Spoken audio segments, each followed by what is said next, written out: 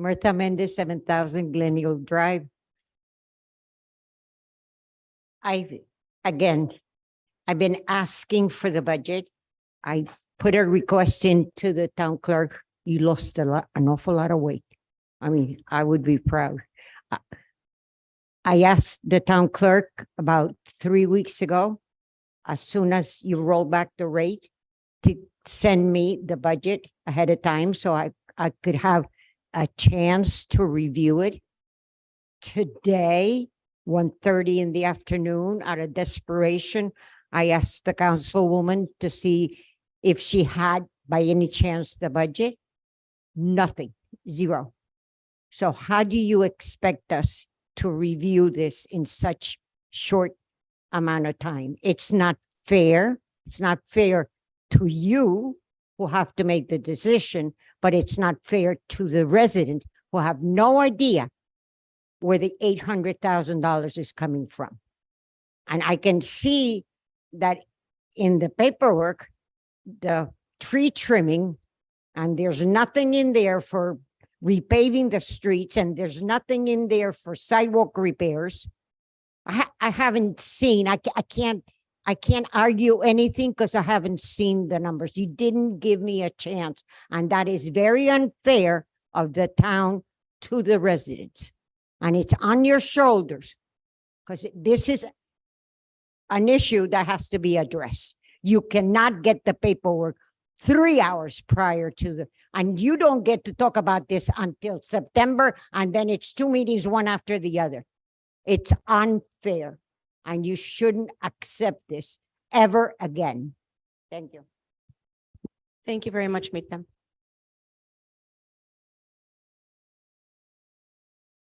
Hey, good evening, Stephen Erzberg, 16745 Northwest 84th Court. I'm just here to compliment the comments made by Ms. Mendez, which is true. I tried to find it and I couldn't find it. And especially when you see a post from Ms. Mendez that she can't find something for the town, you know it's hard to find.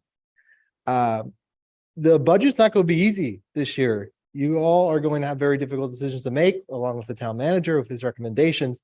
But that's why it's more important to be transparent now more than ever. And the lack of being able to have a budget to review prior to a workshop, it's working. I get it. It's not final, but there needs to be a better effort and a bigger effort by the town and the council to make sure it's out there as early as possible. Understanding that, yes, make it clear that this is a working budget. This isn't final. This is what the town will be discussing today at the workshop. It should be on social media. It should be on the town's website clearly, on the homepage, something. Especially now, because there will be criticism about the budget, as there always is, but there will be decisions to be made that might not be so easy to make this year. And that's when transparency is even more important. So I'm disappointed I wasn't able to look at it before the meeting today. I'll find it now or get a copy of it now, and we'll come back on Thursday. But there needs to be a bigger effort from the town to make this budgeting process over the next month exceptionally transparent. Thank you. Thank you very much, Steve. There's copies of the budget. Staff has copies if you'd like one to review.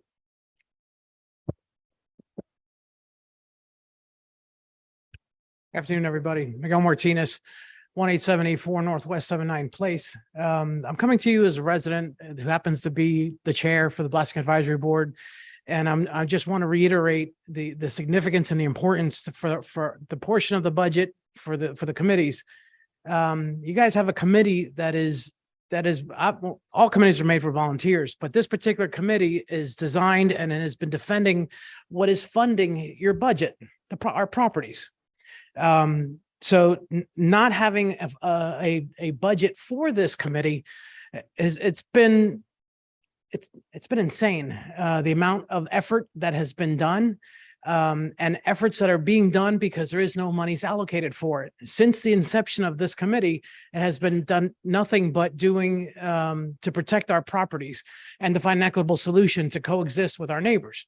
So again, we're pleading as a committee with you guys to please allocate funding for this. We're at a critical moment at this juncture with the committee and the neighbors and legislation. Is expected to get on committee, some bills that will be coming in. And when it does, we have but we're being advised we have 24 hours to get there upon notification. So a lot of expenses have been coming out of pocket from us, from the volunteers doing this. So we're asking that it be corrected because of it's not proper. So that's pretty much it. Thank you. Thank you, Miguel. Any other public comments?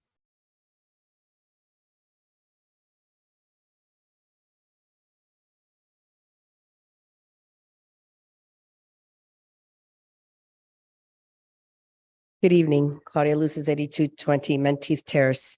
I love the Mirta Mendez podium thing here. Wasn't here for that dedication, but brings a smile to my face. Or Grasshopper sent her regards.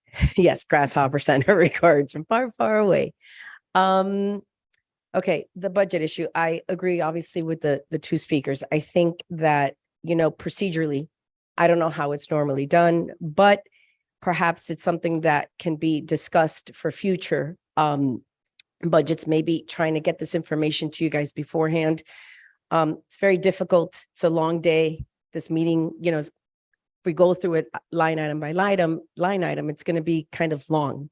If there's a way to kind of expedite the review of the budget, I think it would be kind of benefit not just you, but the residents as well. And obviously trying to get that information out to the residents is important. Just, looking at a couple of things, there's two things that stand out. That's services, right? I know we went to rollback. I refuse to believe, that, the first things that we have to cut or the things that we're looking at are police services, which are essential to our safety. The reality is we have more people in this town. We've opened up different avenues, different entries to this town. And as such, we now need more patrols. We know that we had an increase in burglaries, and I don't think that we need to cut safety services from the residents. My personal opinion. I'm sure you can find cuts everywhere else. Tree trimming, okay? Once again, do we really have to cut back on that? I've driven around the town. I've seen low-lying branches back on Commerce where you and I walk. We've seen branches knocked over by trucks. Again, is that really the only place that we can cut tree trimming and the police? I think there's other things that we can look at. And I go back to the projects that continue to come up. It's great. Everybody wants to leave their mark, their legacy in the town of Miami Lakes, but you don't have the money to play with. You have to take care of day-to-day operations. Day-to-day operations include safety, police services, as well as tree trimming. Our sidewalks, we know what they look like. Our roads look horrendous, okay? There's potholes. We've got pipes sticking out of grounds. I mean, what has Miami Lakes turned into? So before we start to move on to other projects, I think you need to maintain what you have.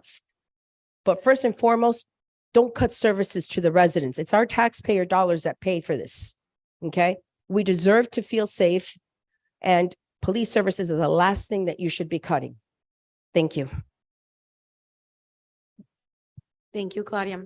Anyone else from the audience wishing to speak? Do we have any participants online, Madam Clerk? I don't see any, but if you're at home and you want to participate, just unmute yourself and you're welcome to participate in public comments.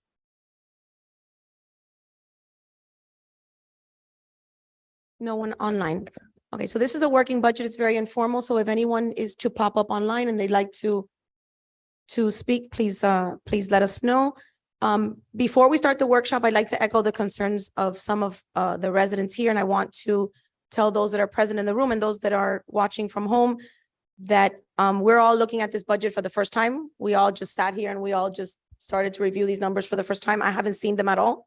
So there might be some questions that we present that may not make a lot of sense, but this is the first time that we're seeing it. We received it just a couple of hours ago. I would have liked to have received it with a little more time to be able to review it and to look at the notes that I had from previous meetings. But that wasn't possible. So right now I guess we'll start with the presentation from staff. And then if anybody, this is very informal. So if anybody wants to interject or ask questions, just jump in. I actually would like to jump in and I appreciate the councilwoman's concern as well as the concerns from those in the audience. But I just want to set the record straight for those watching at home and those that are here to explain what this is, because I think there's some confusion as to what the purpose of these meetings are. These budget workshops are not part of the regular order of the budget process. They were born out of the council sunshine meetings that I proposed that we do back in 2019 in order to have the council pull out their pencils and by ourselves provide feedback to the staff in terms of, what areas we wanted to keep and what areas we were willing to cut to deal with the budget deficit we had at that time. This is a council exercise, and obviously we always welcome public input, but this is ultimately a working meeting of the council, not a regular formal meeting of the council. And this is the way I see this. This is an introduction to the budget that, yes, obviously, if we had additional time, we would be able to ask questions. But I view this more as an introduction, and which we will have 2 weeks from now at the first public budget hearing to have a fuller opportunity to debate these issues, to receive more informed public input, and then roll those comments into the second public budget hearing, at which the final budget hearing or final budget will be adopted to make any final changes. So I don't want to, before I understand that we all want to get the information as quickly as possible. I would have loved it, earlier as well. I could have maybe reviewed it last week and everything else, but I understand, especially in this budget cycle, it's been a little chaotic, and we have a one man or one woman show really over here. Well, a couple others as well, but, giving input, but mainly Melissa. So I just would like to cut her some slack, before we go and, in my opinion, misinterpret what tonight's purpose is and how it's supposed to function. If it's going to continue to cause miscommunication and misunderstanding, I would much rather in the next couple of years, we just have the first, the budget be delivered in advance of the public budget hearing, the first one, which, I'm sure would give her a lot more time. I mean, she's organizing this because we decided to add these 2 additional meetings in advance. So, but I just want to cut her some slack here. And I know that we've been beating up on her a lot lately, but, again, I don't view this as a lack of transparency. And I also think that this is not, the time for us to start, having to, to have all our thoughts together initially. That's at the first public budget hearing, and then subsequently at the final public budget hearing. But I just wanted to opine on that. Again, this being an informal workshop. Thank you. Thank you, Councilmember. And at least for me, when I review the numbers, I crunch numbers at home, and it makes it easier for me. Up here on the dais, I can't review things as fluidly as I do in my office or on my own time. So that's the only reason why I would have liked to see it, a couple of days before, so that I can ask the questions reviewing the one that we had from the previous meeting. It's not at all anything to do with the budget department or anything like that. I don't want it to be misconstrued. I did explain to the members that reached out to me that this was a budget workshop and that it wasn't a formal meeting. But for me in the future, if we do continue to have these budget workshops, it's better for me to receive this a couple of days before, so that I'm not comfortable here doing math on my phone, and it's just not the same as when we get to do it. Just like you're more comfortable doing numbers in your office, we're all a little more comfortable. So it's nothing to do with knocking the budget department at all. It's just for our convenience. I think it makes it a little bit easier for all of I us. completely agree, but I just wanted to put it out there for those that are watching that, in 2 weeks from now, we're going to have a little more than 2 weeks from now, we're going to have our first public budget hearing. So at that point, we're all going to be much better able to crunch everything and start providing more informed impact. That was all I wanted to point out. But again, I understand where they're coming from. I just want to clear the air because I think there's some confusion about what, Right, what this workshops workshop is. versus regular council Correct. meetings, absolutely. Thank you. All right, so Mr. Manager, whenever you're ready to proceed with the presentation. Okay. Obviously, when we presented the preliminary budget on July 11th, the date that the millage rate was to be set, we presented with the information that was available at that time, we presented a balanced budget. As a guide, it wasn't the budget, that night was not the budget to be approved, but it was a budget that could be used as a guide in your decision-making to set the budget. On July 11th, the millage was set at the rolled back rate. So that threw a little bit of a wrench in our planning process. So what we put together here, we've been working, we is probably too many people. Melissa's been working night and day and the rest of us have been helping her at different intervals. Melissa, to her credit, was here all day Saturday and Sunday, not all day, but she spent time here Saturday and Sunday.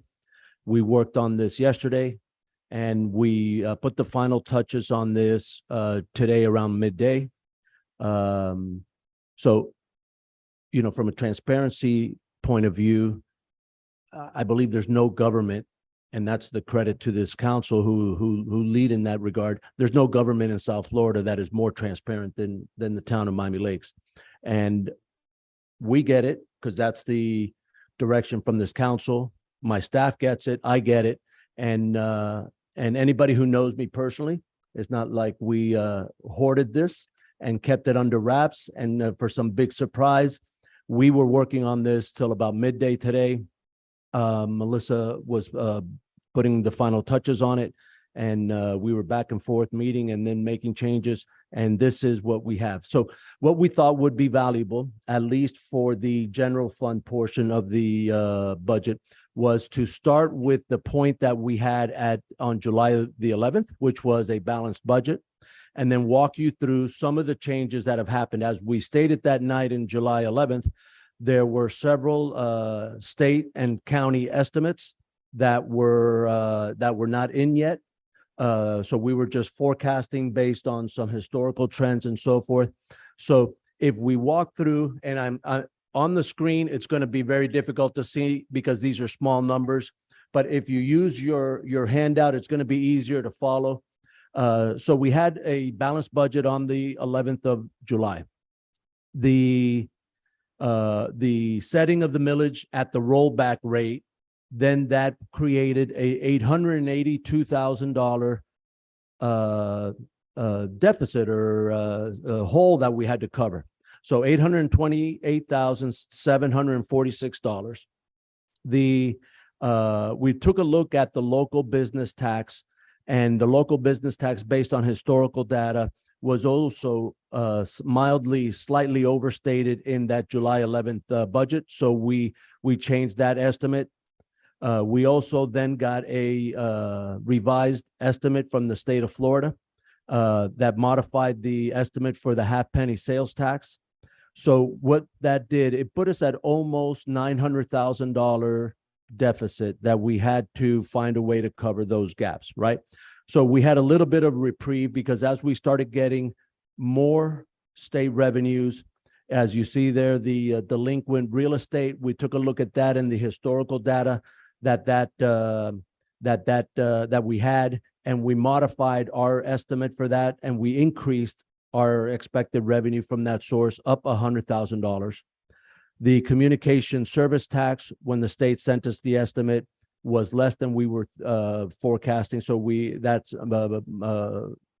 that's actually more than what we were estimating. So it's $28,000 more. We took a look at some other minor things like zoning fees and public work fees, and we thought that we could relatively and conservatively adjust those estimates up $5,000 each. When we got the estimate for state revenue sharing, that we were able, it was $29,000 higher than what we were forecasting. Our code violations, we were able to tweak a little bit up 5,000. And the interest on our fine violations, we thought that in this higher interest rate atmosphere that we would be able to squeeze out another $10,000 in interest on our fines. So ultimately, the almost $900,000 deficit that we were looking at turned out to be a little over 700,000. So 715,140 was our starting point when we started looking at our expenses. Obviously, what you have here is staff's recommendations. As Council Member Diego stated, what tonight is an opportunity for us to introduce and present our proposed budget to you, get feedback from you, and then we're going to make we'll take the feedback into account. And if there is none, then so be it. You'll have a budget before you at the budget hearing on September, I think the 14th. And then from that point forward is the opportunity for members of the members of the public, the residents to be able to provide input, the council to ask questions. And also it'll be a decision-making point. It'll be the opportunity for council to start making amendments on the budget. At that point, then we'll make the adjustments. But this is what we presented, what we looked at, and we believe that minimizing the impact to how we carry out our services was the best way to carry this out. So I'll walk you through each of these, all right? So there was 2 part-time interns that we were able to staff over the last 2 summers that we then eliminated from our budget. Obviously, they're seasonal. We eliminated those funded positions from our proposed budget. Madam Chair, just before we get into that, can I just have one question to the manager and maybe Melissa? And I know this is a nuance because the year to date really don't give us a very clear picture. And what you're trying to do with a 23-24 is you're trying to prognosticate. But for me, sometimes having year-to-date numbers help me understand the logic on what your prognostication is. Not that I'm an expert, not that I go into, but for the next budget meeting, for not this one, for the next one when we dealt in this same format, can you add year-to-date? The proposed budget always has the year to date. And the next meeting, are you referring to for next fiscal Actuals. year?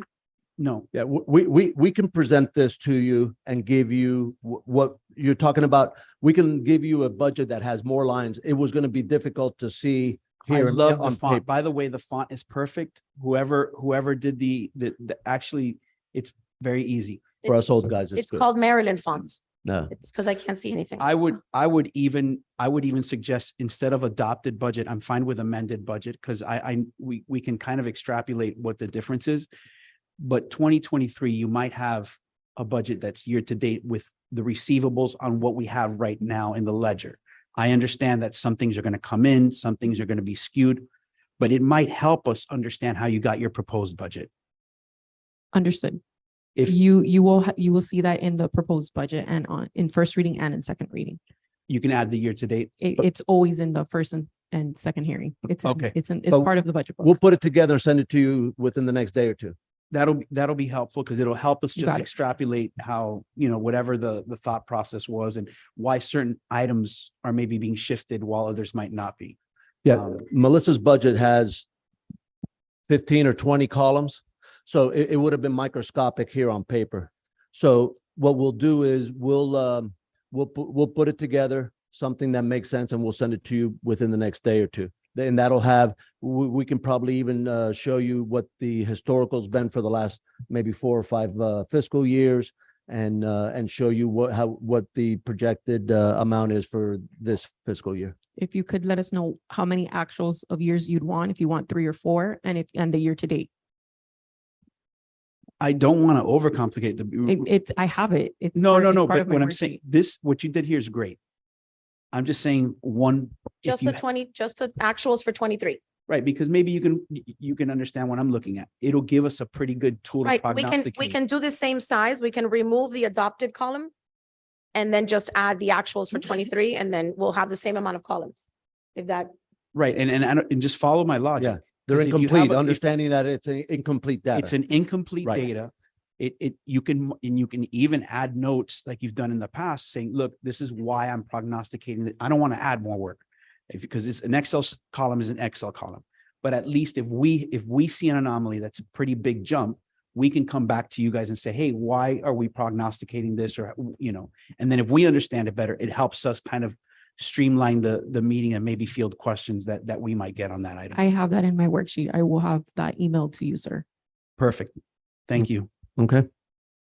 So once again, going back to the expense portion of the general fund budget, the very first thing that we did was to eliminate those unfilled but funded 2 part-time intern positions. We also, from the July 11th budget, we cut in half the proposed COLA for our staff from 5% to 2.5%. The health insurance adjustment, when you saw it on July 11th, the health insurance was just a forecast at that point. We finally got since then, we have gotten the final proposal for the renewal of the health insurance plan policy from Cigna. And while we were thinking and industry standards were double digit, we actually were able to only get a 7% increase in our health insurance, which was a great achievement on the part of Cynthia, who worked with our broker and Cigna. And also it's based on the experience that we've had with our group. Our group is difficult, right? Because we have a small group, right? So when you have the smaller your group, one big case can really, skew the numbers. So we have had a good experience over the last year or two, which has been beneficial to the overall plan experience. So while we were forecasting back in July that increase was going to be as high as 17%, when we finally got the proposal from Cigna for the renewal, it was only 7% increase. Through the chair to the manager, if I may, does that include a high deductible health savings account option? Now it would have taken longer for us to Okay. develop that. We have that in the hopper to work on, but for this plan year, especially because the renewal is going to happen now, the plan year, when I first got here, the plan year was, I think it started November 1st of every year. Mhm. And it really became complicated because this number of 17, the council would have had to play with that number and keep that number all the way through the entire budget process. We were able to get Cigna to back it off, and now we have the plan year start on October 1st, which is in line with our fiscal year. And it also backs it up, and we get the renewal proposal earlier. And now you guys can work with real numbers as opposed to forecasts. So, but we have that in the hopper to work on, but it won't be for this year, but we are going to look at the high deductible plan that you talked about. All right, the next item on here is the eliminate the travel for the mayor's travel and per diem, which is $3,000. One of the things that we were also looking at under the mayor by charter has a adjustment, a CPI adjustment to his pay and his expenses, which at the time of July, we only had numbers through CPI numbers through the end of April. Since July, because the end of June numbers by July 11th had not been published yet. They didn't come out until July, I think 20th or later in the month. So now we know that the inflationary number, the CPI number inched down. So the number went from what you saw in July of 9%. Now the number went back down a little bit to 6.9. And I guess overall for all of us, inflationary inflation is going down a hair. The next thing is reduce the cost of reimbursement. Melissa, tell me again what that is. I know we have only limited space, so sometimes the comments can't be every single. That's the total of overhead that comes into the general fund for the NSDs, for Right. So CITT. into the general stormwater. fund, we get allocations from the neighborhood service districts, the administrative cost that comes in from NSDs. We get money that comes in from the building department. We get money that comes in from stormwater. And that's what kind of makes this a little complicated, because every time you make a change over there, it changes here, and these numbers are all interrelated, right? So that is the amount, since the budgets in those other budgets were reduced, because some of those budgets contain salaries. So since we're reducing the proposed COLA from 5 to 2.5%, now that changes, and it affects the amount that comes in here. We had proposed in the July 11th budget to have a security guard here in the evenings for 4 or 5 hours between from Monday to Thursday, almost every night, and something maybe residents aren't aware of. We have committee meetings, we have neighborhood service district meetings, we have a lot of different meetings that are going on here. May I interject? Yes. Where is this individual in the evenings? Because I don't think I've ever seen a security guard here in the evening. No, we never have had it. We were proposing to start Oh, one. Okay, I thought we were So, removing one that we right. already had, and I'm So like, I've never remember, seen. remember what this is. This is changes since the snapshot of the July 11th meeting. Okay. All right. So we So were. you were proposing in that original budget to incorporate a security guard? Right, to be able to be here to assist with the committees, make sure that the doors are being watched, so we don't have people just wandering in and going throughout the building and we're not aware. We have staff members that obviously are the liaisons with these committees. Many of them, not to sound sexist, but are women. We wanted to try and provide as safe an atmosphere as possible. So it's in line with one of the initiatives that I took when I first got here was the hardening of the facility, which, as you know, we put in the key card readers in the elevators. We put in the door on the back upstairs, the second hallway, so that we had some limitations to the free flow of people throughout this building. As we see every day in the news, it's something that unfortunately, it pains me to have to even consider that, but unfortunately it's the world that we live in. And so this was another measure that we were trying to take, but it was something that we eliminated from the budget once we were faced with this deficit. The next thing is we had a $5,000 amount in our budget for staff health and wellness. This was for health and wellness initiatives that we would undertake. We probably had about 2 or 3 that we would do throughout the year. The most recent one was a staff pickleball competition that we did, and from this fund we were able to pay like for the shirts, so all the staff was using the same shirts.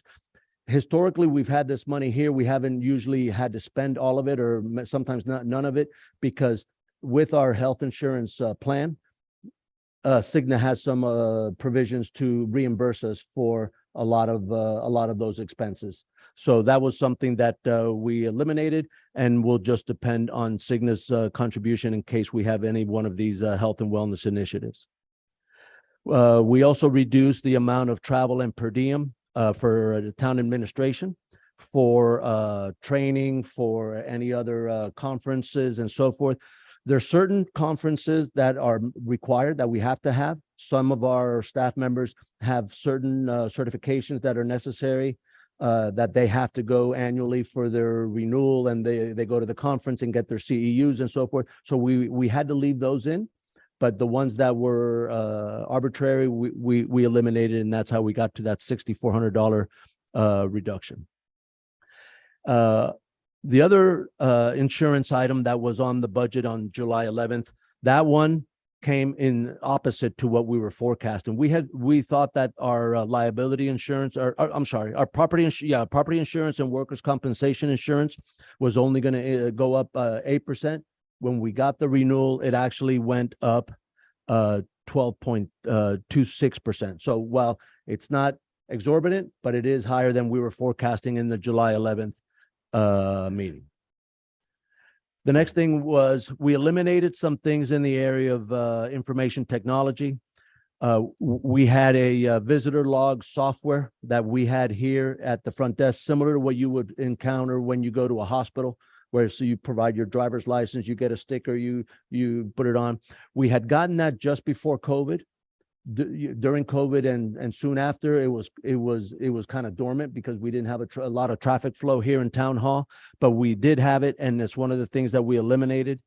There were some licenses that were from expired programs, so we eliminated those expired licenses.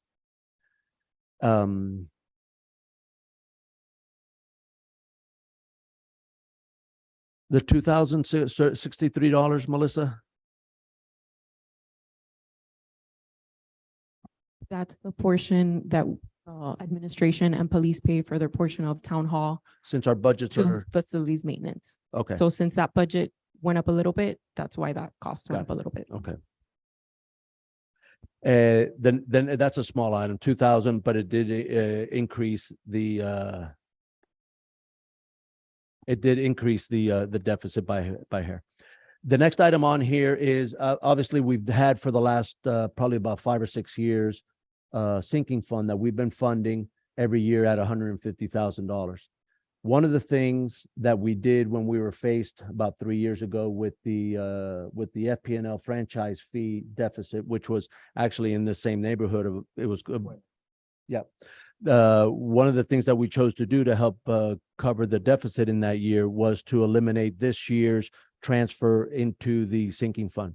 Melissa will show you in her presentation, the sinking fund now is near $400,000. I think $380,000. 370. So while we do have some items that we are going to propose in the budget to pay from the sinking fund, even after those proposed expenses, like for a couple air conditioners here, one at Royal Oaks, there's several different things that are proposed in the budget to be funded from the sinking fund. We will still have, even without this $150,000, we'll still have $180,000 in the sinking fund at the end of next fiscal year. While we're on that subject, is that the sinking fund that is used to replace park benches? Is that the same fund that's Park used? benches is more operational, if I'm not mistaken, right? Because we have capital assets that Mhm. we've identified, So park benches are not part of that list that not, we not part identified of for the the sinking sinking fund? fund. But sinking fund was primarily done for capital assets. Okay, so what line item do we use to replace park benches? It's in the park budget. In the parks budget. Okay, Yeah. so we'll get that, we'll get to there in a minute. And we're replacing air conditioners from the I- sinking fund. I So- think 2 here and 1 at Royal Oaks, Omar? Yes. Okay, so one of the things that I wanted to bring up I'm just taking this opportunity to bring it up. Omar and I reviewed a list of all of the repairs done to the air conditioner at Royal Oaks because we were constantly getting complaints that it was, every time we had an activity, it was down and it just wasn't working properly. So for the last 3 or 4 years, maybe even more, we have put a significant amount of money into that unit to repair it. Now we're going to replace it. So in the future, I think that we should consider replacing before we spend all that money to repair, because there was a significant amount of Is money that that the went same into that unit? unit. Is that the same unit that she's talking about, the unit that you're proposing to replace?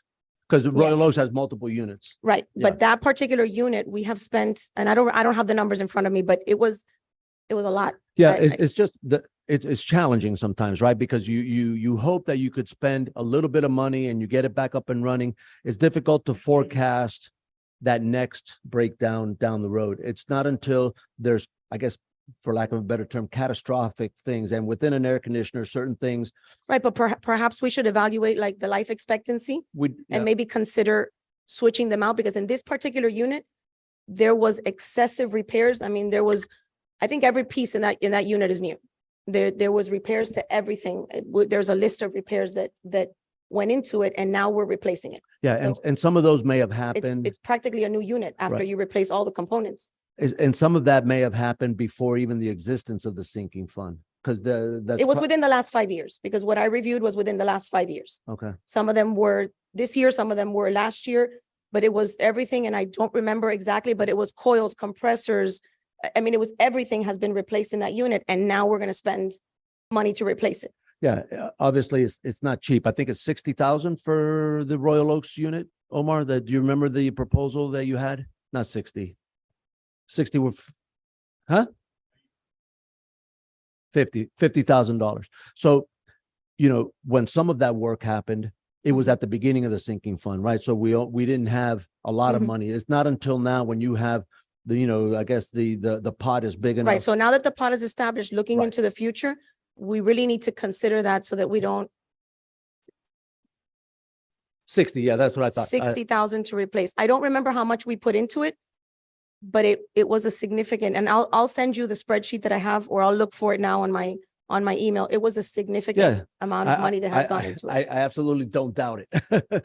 And one of the things that Omar and I spoke about when we were kind of, in the process of the development of this budget was, sometimes it's paradigm shifting, right? Mhm. Because if throughout, we have staff here that's doing a hard job, they're trying to save taxpayer money, they're trying to do, get the AC back up and running as economically as possible. But sometimes, we lose sight that this is a new animal, right? The sinking fund, even though it's been Mhm. around for 4 or 5 years. But when I say it's new animal in the sense of there's enough money in there to do significant Absolutely. change outs with, we finally got there. So I've told Omar, hey, if these capital things, especially living in South Florida, being in South Florida, there are things that we can live with. There are things that we cannot live with, right? And a downed AC is one of the things that we cannot live with. So I said, obviously, you know, new units that need repair, we're going to repair them. But when we get to that point, I've asked them to kind of, you know, try and do a little bit of a shift in the paradigm. And if we need to replace it, let's replace it. And so that's why in this current proposal you have before you, Public Works, but before you, the replacement of the 2 units here and the one at Royal Oaks, because we're now looking at it that it's better off instead of continuing to throw good money after bad. I agree with that. Correct. And the new units have warranties, so when they start to break, then you don't have to invest so much in repairing them because the parts are under warranty. 100%. Thank you. Through the chair to the manager, you know, it's no secret that the sinking fund is a product of something that we brought forward as a council and something that's near to me. And I remember always feeling that we were not funding it enough, right? And thank God, right? Thank God that we funded it. Thank God that the money's there, or else we'd be having a completely different conversation. Where do you find $50,000, $60,000 to repair things?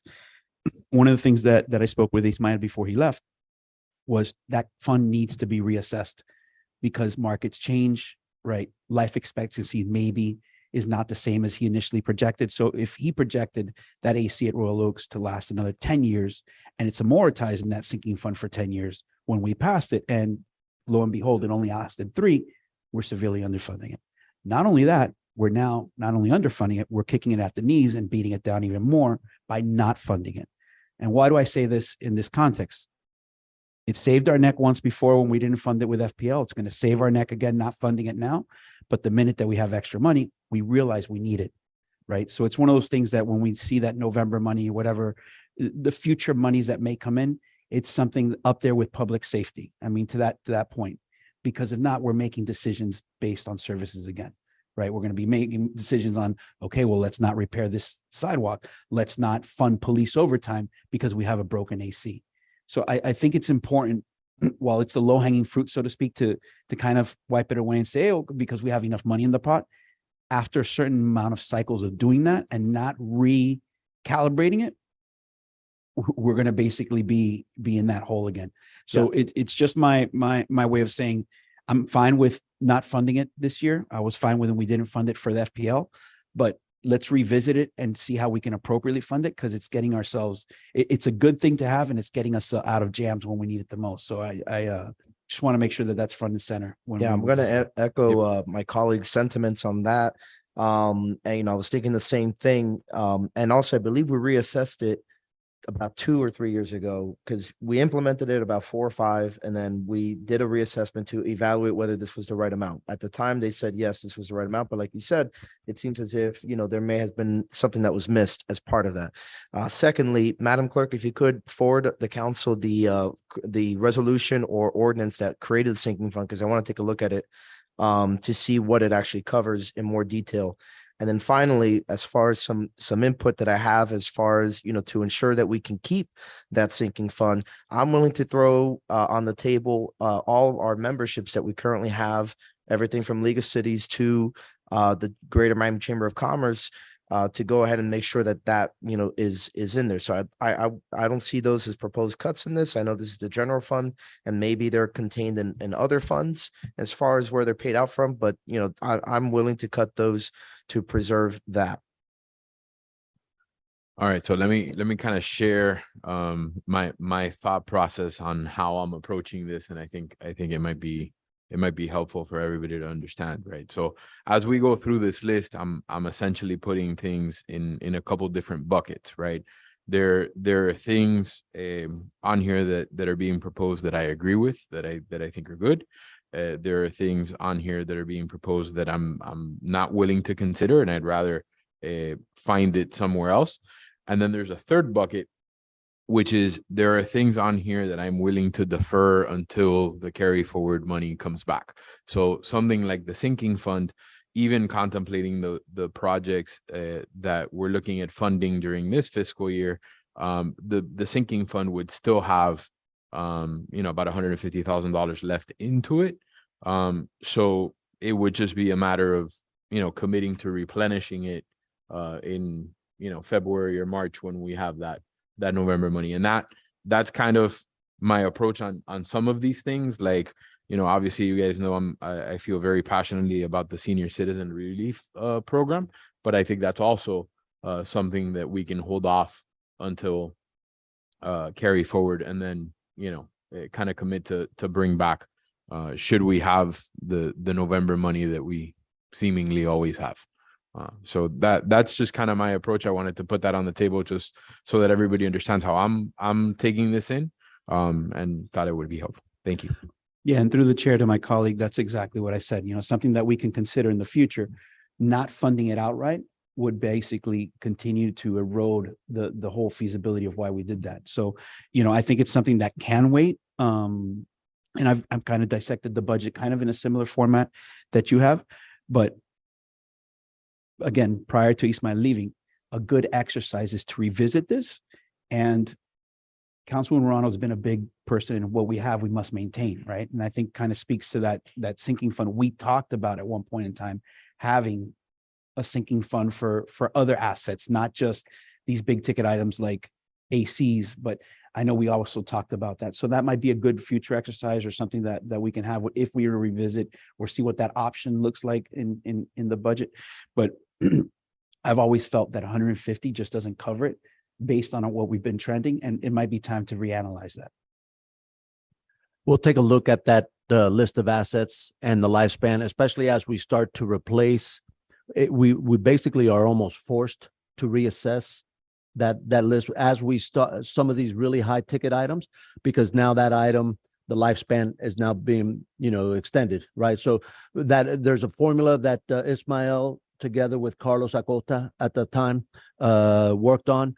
I know Omar is familiar with it, and Kay. So we'll do a reassessment of that capital list and see which other items is the lifespan still accurate? Is the number 150 still the right number? Maybe the right number has creeped up to 160, right? Because with the with the rise in cost of big ticket items like that.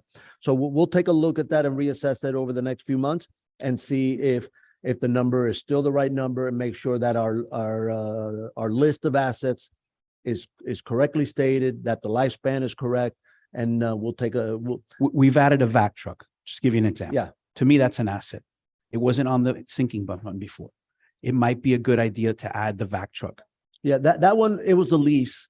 So Right. there's a life to it, But a finite life. what I'm saying is we may have other things that we've added to our inventory Yes, 100%. that we may want to consider, things that we've taken out that maybe aren't no longer. And like you said, once you replace an AC, you have to reset the clock on that item. So those were just different things that I'm concerned about.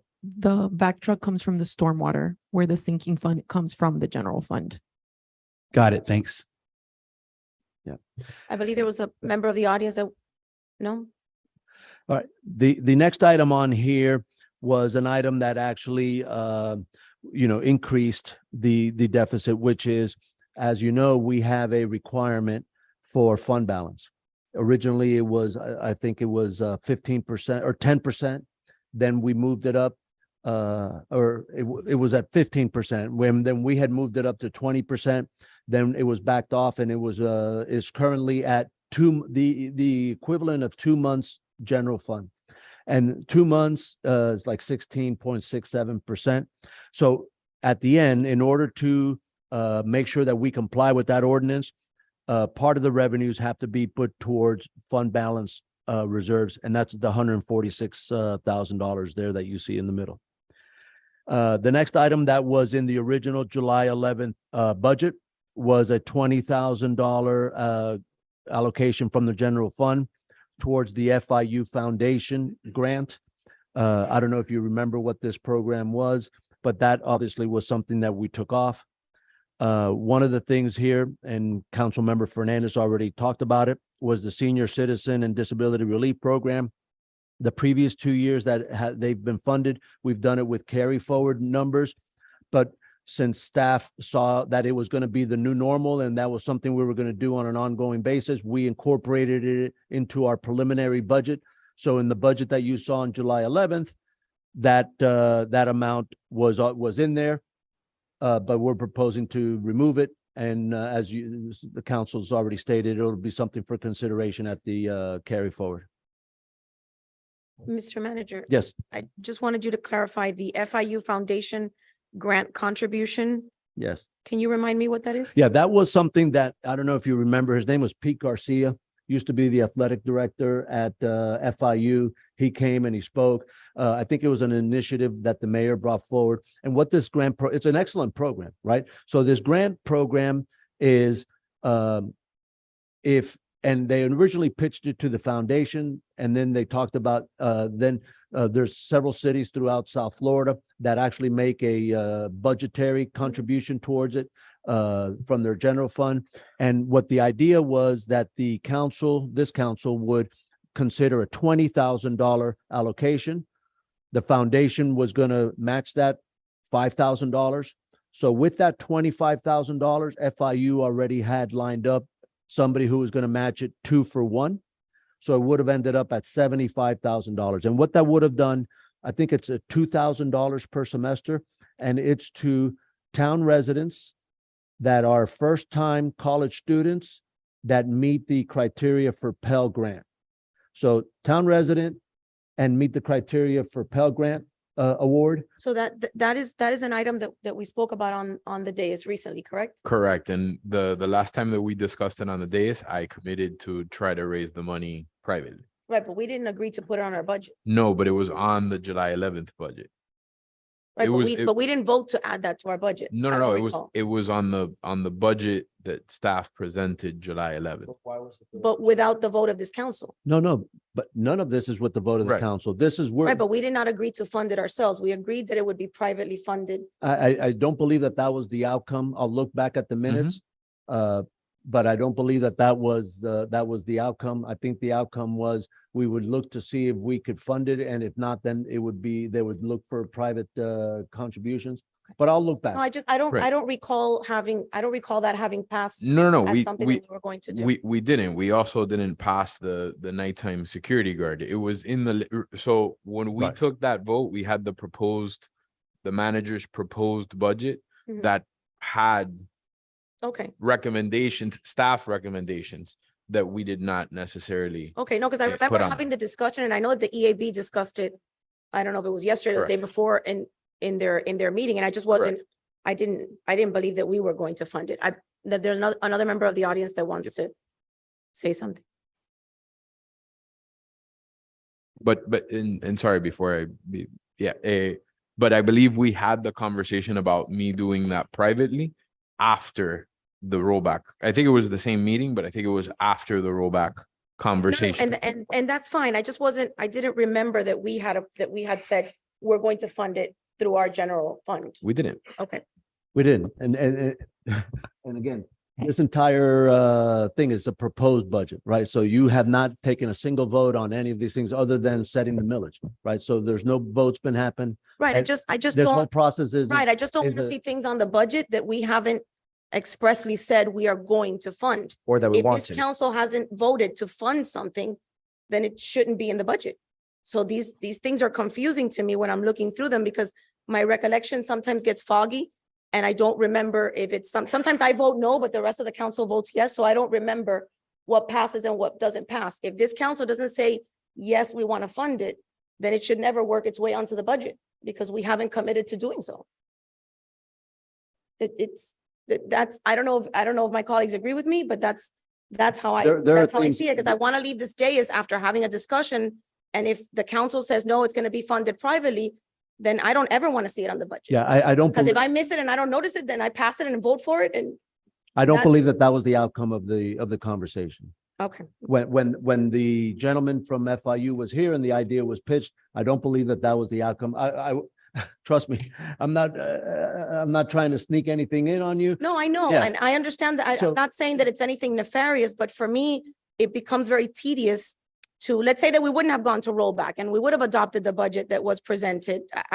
This may have been something that would have passed inadvertently or that I would have not noticed when I don't think this council ever said we're going to pursue, funding this through our general fund. No, it would have been one of the significant changes. And you see when Melissa's going to make the presentation, she's going to go through And anything that is new things is not the typical, hey, we're funding, X number of officers, we're funding so many motorcycles, we're funding trees. So anything that's outside of the norm of things new are always highlighted as a significant change to the proposed budget. So it's not, you would have seen it. You're seeing it here. You would have seen it. Well, for the future, I would appreciate if these things didn't creep into our budget without council approval. I think that it should be approved here as a body. We either approve it or don't approve it. And then once we give you the green light, then it gets included in our budget. Otherwise, it shouldn't be here at all. What I will say, and I'll close with this is, and I agree with what, Councilwoman Verano is saying.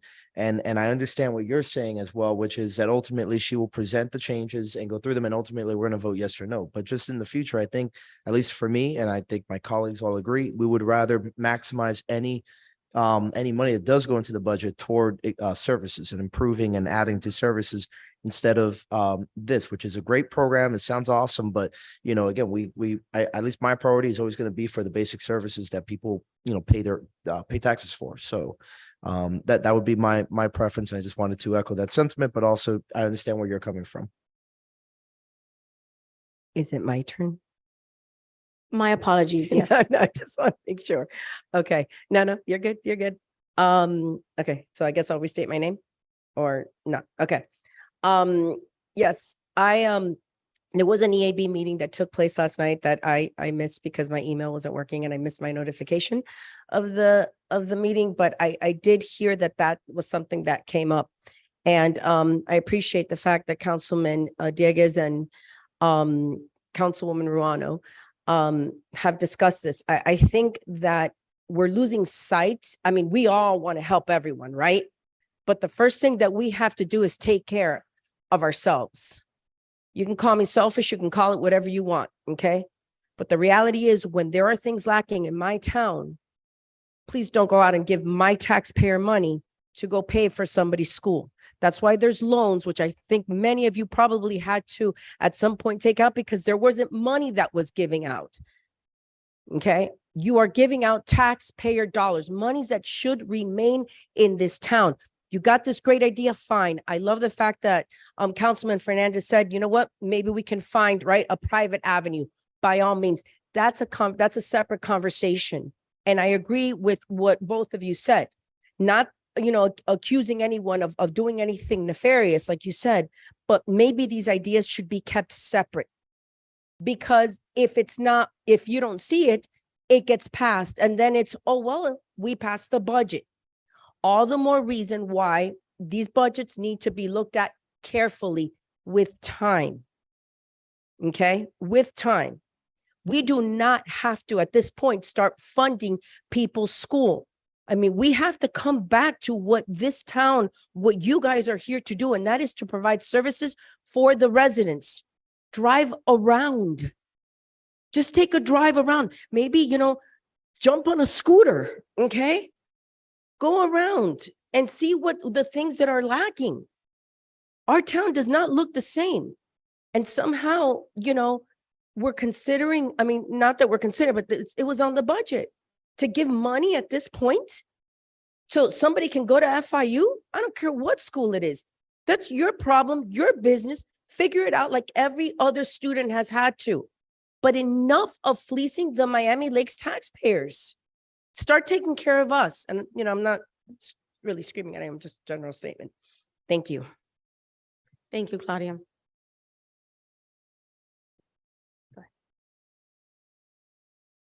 Angel Luis Vasquez.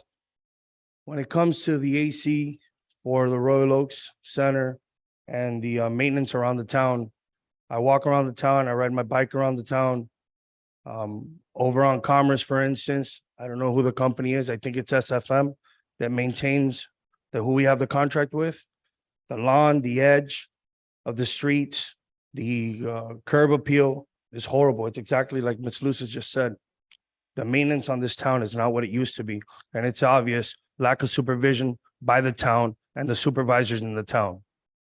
When it comes to the AC for Royal Oaks, I've seen the numbers through a public records request. I would like to know how it works for a contractor to go ahead and come in and work on the town. Because there's two contractors that are being used to work on the AC system for Royal Oaks. One of them is AMP, which is a town resident, and the other one is Eskimo. Who has ever heard of Eskimo? And they don't appear anywhere as a town resident or a town business. However, when they charge the town for repairs on the unit, it is almost 3 to 4 times more the cost of what anybody else would charge. However, AMP is charging almost residential pricing, not even commercial pricing, based on their numbers. I don't know if you've seen it, Mr. Town Manager, but their numbers are astronomical of what Eskimo is charging, and all the major repairs are going through Eskimo. We paid $8,000 for a coil system to be replaced on one unit. That is ridiculous. In the last 3 years, you spent $37,000 on one unit. That's unheard of. So I don't know, like I said, where the supervision is happening or where their supervision is obviously not happening, but there's a problem. And like Ms. Lucy just said, the town doesn't look the same. And there's no reason why someone should go into the Robert Alonso building, okay, to have any kind of meeting or celebration and not have AC because of lack of supervision in the town. If I'm not mistaken, 80% of the employees in this town make over 6 digits. That means we have too many chiefs, not enough Indians. Your number's way off. That's fine.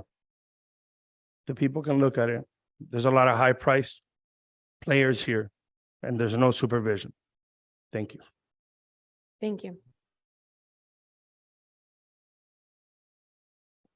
We were moving from the FIU Foundation to the Senior Citizen Relief Program. The next item on here is the alarm monitoring program. The alarm monitoring program is for a program where we we charge for false alarms to monitored alarm companies. There's a fee that we pay the company to handle the billing of it and the charging the fines and all of that. And we looked at the historical data and we believe that that we were able to tweak it a little bit because there's actually fewer people that have monitored alarm system. More people are gone to the Ring cameras. They're going to systems that they install that they buy at Costco or Best Buy or whatever. So there's fewer and fewer people, which means, unfortunately, from the revenue side, there'll be less fines. But then on top of that, then there'll be less of a fee because we pay the fee based on the amount of fines. So we pay the fees will be less. So we tweak down the expense side of what we pay this company for that process. The next item is patrol services. If you remember, last year we put in the amount of overtime that the police had at the beginning of last budget process was $350,000. During the budget, this similar process, we were talking about some of the issues that were going on, and this council increased that by $100,000 to $450,000 based on $50,000 for the auto theft detail that they were doing at night and the traffic detail that they're doing with patrol units. At the mid-year, this council elected to add more money to that. I think it was another $50,000 for 25 and 25 to continue that program through the end of the fiscal year. In this, one of the things that we were not funding was minimum staffing. So the problem was that on certain shifts, primarily the midnight shift, weekends and holidays, sometimes the proper staffing that the police department should have on any given day should be no less than 4 officers and 1 supervisor. Sometimes that's 5 officers where one of the officers is what they call the A/, the acting sergeant, right? And that's fine because that's a career development process. It happens in every police and fire department in America, where people ride what they call out of classification on a day here, a day there, and it's usually the most senior police officer. he'll act as or the most experienced police officer will act as the sergeant if there's no sergeant available. Huh? So what we did is in this budget, we did not fund the two special details that were funded last year, which was the traffic detail, which was done on overtime, and the auto theft detail that was also done after hours on overtime. But what we did do, we did add back I think it was $30,000 or $40,000 for the minimum staffing, right? So on any given day, during Monday through Friday on day shift, the police department has extra players. They have redundancy. They have NRU units that can go if there's something that's out of the ordinary. They have two traffic officers that are handling that can handle calls. The same thing happens on afternoons. They have two traffic officers that, in addition to the regular patrol officers, they have the traffic officers that can also take calls. Where that's deficient is the staffing on midnights and on weekends, because that's usually when the traffic officers are off. So I spoke with first Major Ruiz beforehand, and now Major Gonzalez, and we have decided that we're going to continue to fund or propose to continue fund the minimum staffing. So there will never be on patrol, and it primarily affects the midnight shift because they don't have any backup, for lack of a better term, weekends and holidays. There will always be no less than 5 officers on duty. It's usually 4 officers and a sergeant, but at no less than 5 bodies on duty at any given time on the regular patrol. Through the chair to the manager, are you staffing that with overtime dollars? How are you staffing? Well, they have staffing, right? I think there's 8 or 9 officers plus a sergeant assigned every shift. They also have a relief sergeant that works 2 days on afternoons. I think 2 on midnights, 1 on days, right? So, and then we cover almost every shift, and they have redundancy, right? So in order to have 4 officers on duty, they staff with 8 or 9 officers, right, on the shift. But obviously they have days off. They have, their days off. They have, days off that they may take as a vacation day or what have you. So whenever, and so they usually have enough, even midnights and even weekends, they usually have enough to have 4 officers and a supervisor. Once in a while, if there's something where they were tight or they're short, there's people call in sick, what have you, and sometimes they find themselves where there would only be 3 officers and a supervisor. This money will go towards hiring somebody on overtime to fill the empty seat. Sure. Major, thanks for working with the staff, of course, on that. I would ask, and I would request just to see how a budget would look with 2 additional officers, adding 2 additional officers, just for nights and weekends, just in case there's issues. You never know. Something happens, just nights and weekends is, I think, where I believe there might be room for improvement there. But I would love to see just a budget to reflect that.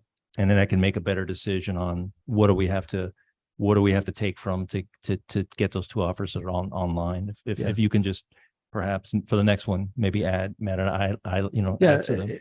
It's not rocket science in the sense of, because each officer cost us, I think, $160,000 when we talk all in, right? It's the person, the uniforms, the vehicle, Retirement, the whole thing with benefits, the health care for that officer, the whole 9 yards, all in, as they say, $160,000. Okay. So 2 of them, we're talking about $320,000. So these red numbers that you see here, it's a zero sum game. So it is what it is. All these red numbers would just be inflated by another $320,000. Sure. And another question, if we have the additional offers nights and weekends, could they be moved over to do these details and not have to use overtime dollars? If we're going to eliminate overtime, will those 2 officers make up for that? With proper staffing models, those two officers would offset dramatically at least the $30,000 that we're putting towards the overtime for the minimum staffing, right? Sure. So you're just adding two extra bodies, whether you put one on afternoons, one Yeah. on midnights, and now the likelihood of them needing to have some overtime for minimum staffing is, much reduced or probably eliminated, right? Yeah. So of the 320, you can maybe shave off 30,000, right? Because now you don't have to fund that minimum staffing overtime. So you're still down to $290,000. Well, I think the details were very successful. The numbers reflect that. And the criminals know that, right? And if what I'm worried about is if we reduce overtime for these details, eventually they're going to realize, hey, they're not there anymore. So the additional officers might be able to just keep us at the level where we're preventing crime by just having the officers, visible nights and weekends, especially for car thefts and Originally, the reason why we went with overtime and not new officers was that it was significantly more cost effective to utilize the money for overtime for the details than to bring in new officers. So I think that was the. Yeah, and actually, if you think about how, because obviously, it's a different operation staffing a police department, right? They're 24/7, every single day, Christmas, New Year's, Saturdays, Sundays, 1 o'clock in the afternoon, 1 o'clock in the morning. We have these men and women out there, thank God, right? So with just adding two extra bodies, you take those two bodies and where you're going to put them? You're going to maybe assign one to afternoons and one to midnights. Probably more likely than not, because during the day shift is probably better staffed than others because they have the NRU units and they have the GIU units that are circulating undercover and so forth. So if you have one extra body who's going to have 2 days off, right, somewhere, somehow, some way, right? So now you have one extra body who's, I just don't think, and Council Member Ruano characterized it as cost efficient. I think it's effective, more effective to do it, if you're trying to achieve your goal, right? Of trying to, because number one is they would schedule these details sporadic, right? They wouldn't have a pattern. They wouldn't do every Tuesday night. They wouldn't do it. So they obviously are professionals at what they do. They're the subject matter experts in this field. They schedule these sporadic. So sometimes it's a Wednesday, sometimes it's a Tuesday, sometimes it's a Saturday. So keep obviously the bad guys off balance, right? And when you go out there, you don't have just one extra body that's out there circulating, looking for somebody trying to steal a car.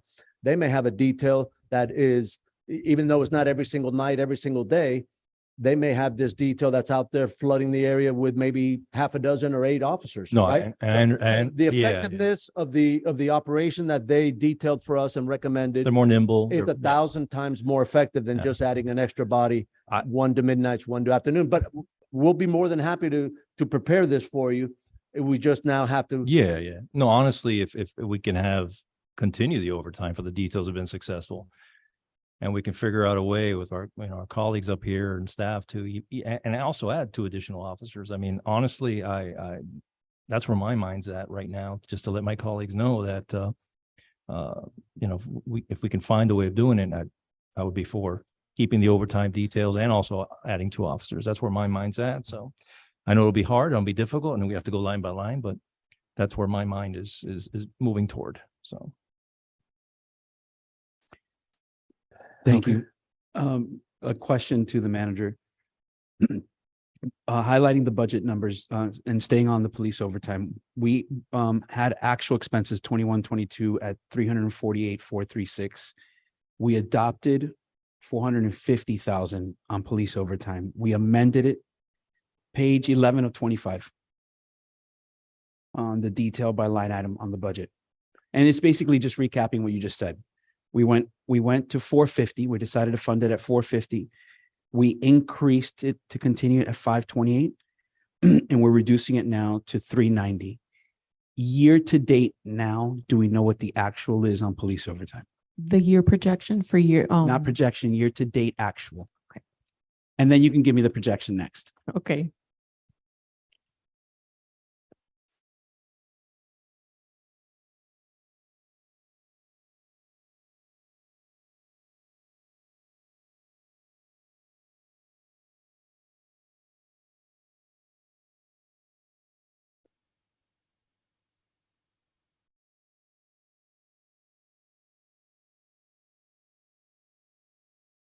The year to date is 521.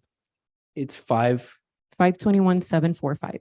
So that's what, not projected, that's what we actually spent. And what's your projection? My projection, which has not been updated since June, is 532. Is 532. So in essence, the 390, right? Take 532, reduce 5, that's really what we're cutting out of what we've done from last year. I mean, the way that I'm oversimplifying it. Yeah, it's on your spreadsheet on this one, on the one. It's 142. Yeah, but based on the budget, not the projected, I think we're showing here 135. Based on budget to amended budget to proposed budget. The difference in is $2,000, $3,000. Yeah. 535. Got it. So that's the. But you're in that neighborhood, 130 to Yeah. 140. That's really the reduction in the police services that I see, Correct, the 140. right. But there is an enhancement that we didn't contemplate last year, which is that minimum staffing element. So there is enhanced services on the weekends and the evenings and the midnight shift, there's a guarantee that there'll be at least the 5 bodies on those, on the road, 4 officers with 1 supervisor. Got it. What is the projection for the carry forward? Again, this hasn't been updated since June, but right now it's at 1 million. At 1 million flat. Yes, But the million is not a full million, correct. because from there, you extract things like, for instance, you have legal reserves that are always just like a carryover that automatically gets reduced from there. You also have projects that are underway. So there's a lot of projects that are not something you just, Donations, yeah. sponsorship dollars, Right. specifically the mayor's gala. So from that million is probably maybe half, if that. And that doesn't account for, the rate of spending. If there's spending that happens now in the final month of the fiscal year, then that has to be taken into account. So you're projecting $500,000 to be more along the line of that. Possibly. Okay. See, because my logic following kind of the comments that Councilman Fernandez said, there are ways to refund those things that are critical, right? And police services being something that I know that because what you said is I want to make sure that we're not only funding the overtime, you also want to see like a shadow budget or a secondary budget with 320,000 additional dollars on it. But I see so far on my list, those 3 things are things that I would be putting, the senior relief discount program, funding and I know we're not taking a vote now, but I can see by a nod of heads, that these are some things that I think we can find consensus on and finding that money, that police overtime money. It seems right now that we're trending in that direction where we can fund those things so far. At the carry forward. Correct. When do you estimate the carry Yeah, forward number yeah. to be finalized? And I just want to kind of put a comment on the table, and 100% I agree with your thought process, Councilmember Collazo. But when we did this, when the FP&L franchise fee that year, that was not a perpetual problem. That was a 1-year problem because we were transitioning, as you remember, from the Miami-Dade County franchise agreement to having our own standalone agreement. So it made a lot of sense to be able to cover holes and so forth with one-time money, similar to like even just this non-funding of the sinking fund. It's a one-time shot, right? So this is more of a perpetual situation that we're going to have to deal with, not only in this budget, next year's budget, the following year's budget, and unless we have some exorbitant increase in property values, this is going to be the new normal. All right. And I've lived in this town for over 31 years. And, there are a lot of people on this staff. Danny will probably tell you, Tony will probably tell you, there are people on this staff that before I ever applied to become town manager, they said, who the hell is this Peterman guy? because this Peterman guy was all over the app. I'm the biggest stickler. You know, whenever there's a rapper, you know, on some street corner, I'm sending Omar a text. Hey, litter crew, there's a McDonald's bag on the corner of Miami Lakeway South, and Or cushions in the middle of the road. I'm that guy. Or cushions on the middle of the road. So I am that guy. I've been that guy for over 31 years, almost 32 years. So nobody, it doesn't pain anybody more than me to see certain things. But, and the point that I'm trying to get to is that because this lower millage rate, it is what it is gonna be the new normal. There's gonna be some structural changes that are gonna have to happen. Now, the reason why we put in this year, this year's proposal, some one-time things to cover this gap is the timing, right? Because we don't have months to figure this out and develop a structural plan that will modify this. But a lot of the things that are near and dear to all of our residents, near and dear to all of the people who are up here on this dais, including myself, I'll put myself on that in that boat, are gonna have to be revisited. So there is gonna be, this year was almost $900,000. We looked in every cushion of every sofa, we didn't find it, right? So we had to chop it from the expense side. So I just wanted to put that on the table, that some of this, and hopefully not, we're going to work over the next few months to look at not only, managing this year's budget, but in anticipation of next year's budget, we're going to look at the structural things and what the new normal of our budgeting process is going to look like. So I just wanted to kind of put that out there that, it's a challenge. It's a challenge. And every single person on this staff, there's no better professional reward for them than to accomplish everything that every resident wants them to accomplish. There's nobody there sitting on their hands, nobody there cutting corners, nobody there just trying to get by, nobody there just punching a clock. Everybody there, these are professionals. They have professional ambitions. They want to accomplish the things that make their day rewarding to them. And so they're in the same boat. Those that are residents and those that are not residents, they're in the same boat as each and every one of us. So I appreciate those remarks, Mr. Peterman. I think it kind of speaks to the fact that one of the reasons why you're sitting there, right? And I think one of the reasons that you were voted in by this dais and our predecessors was because your heart's in the right place. We know that you're committed to this community and we know that these things pain you, right? But it still speaks to the task at hand that we have some tough things to go through, right? And some tough decisions to make on this body. So I couldn't think of anybody better suited for it, because I feel you, right? Like I actually feel the struggle that you're going through. But just like we went through it with the FPL franchise fee, I think we came out okay on the other side, right? And I think we're going to come out okay. I agree with you. We may be backing up future councils into a point where eventually somebody's going to have to raise the millage, right? That is a possibility. And that's what I think is unique about budgeting and government. Every year is different. Every year comes with new unexpected surprises, right? And every year is kind of a nuanced turn. But I appreciate the fact that you shared that sentiment with us, and I appreciate you having you there, and I know that you're a vested partner with us.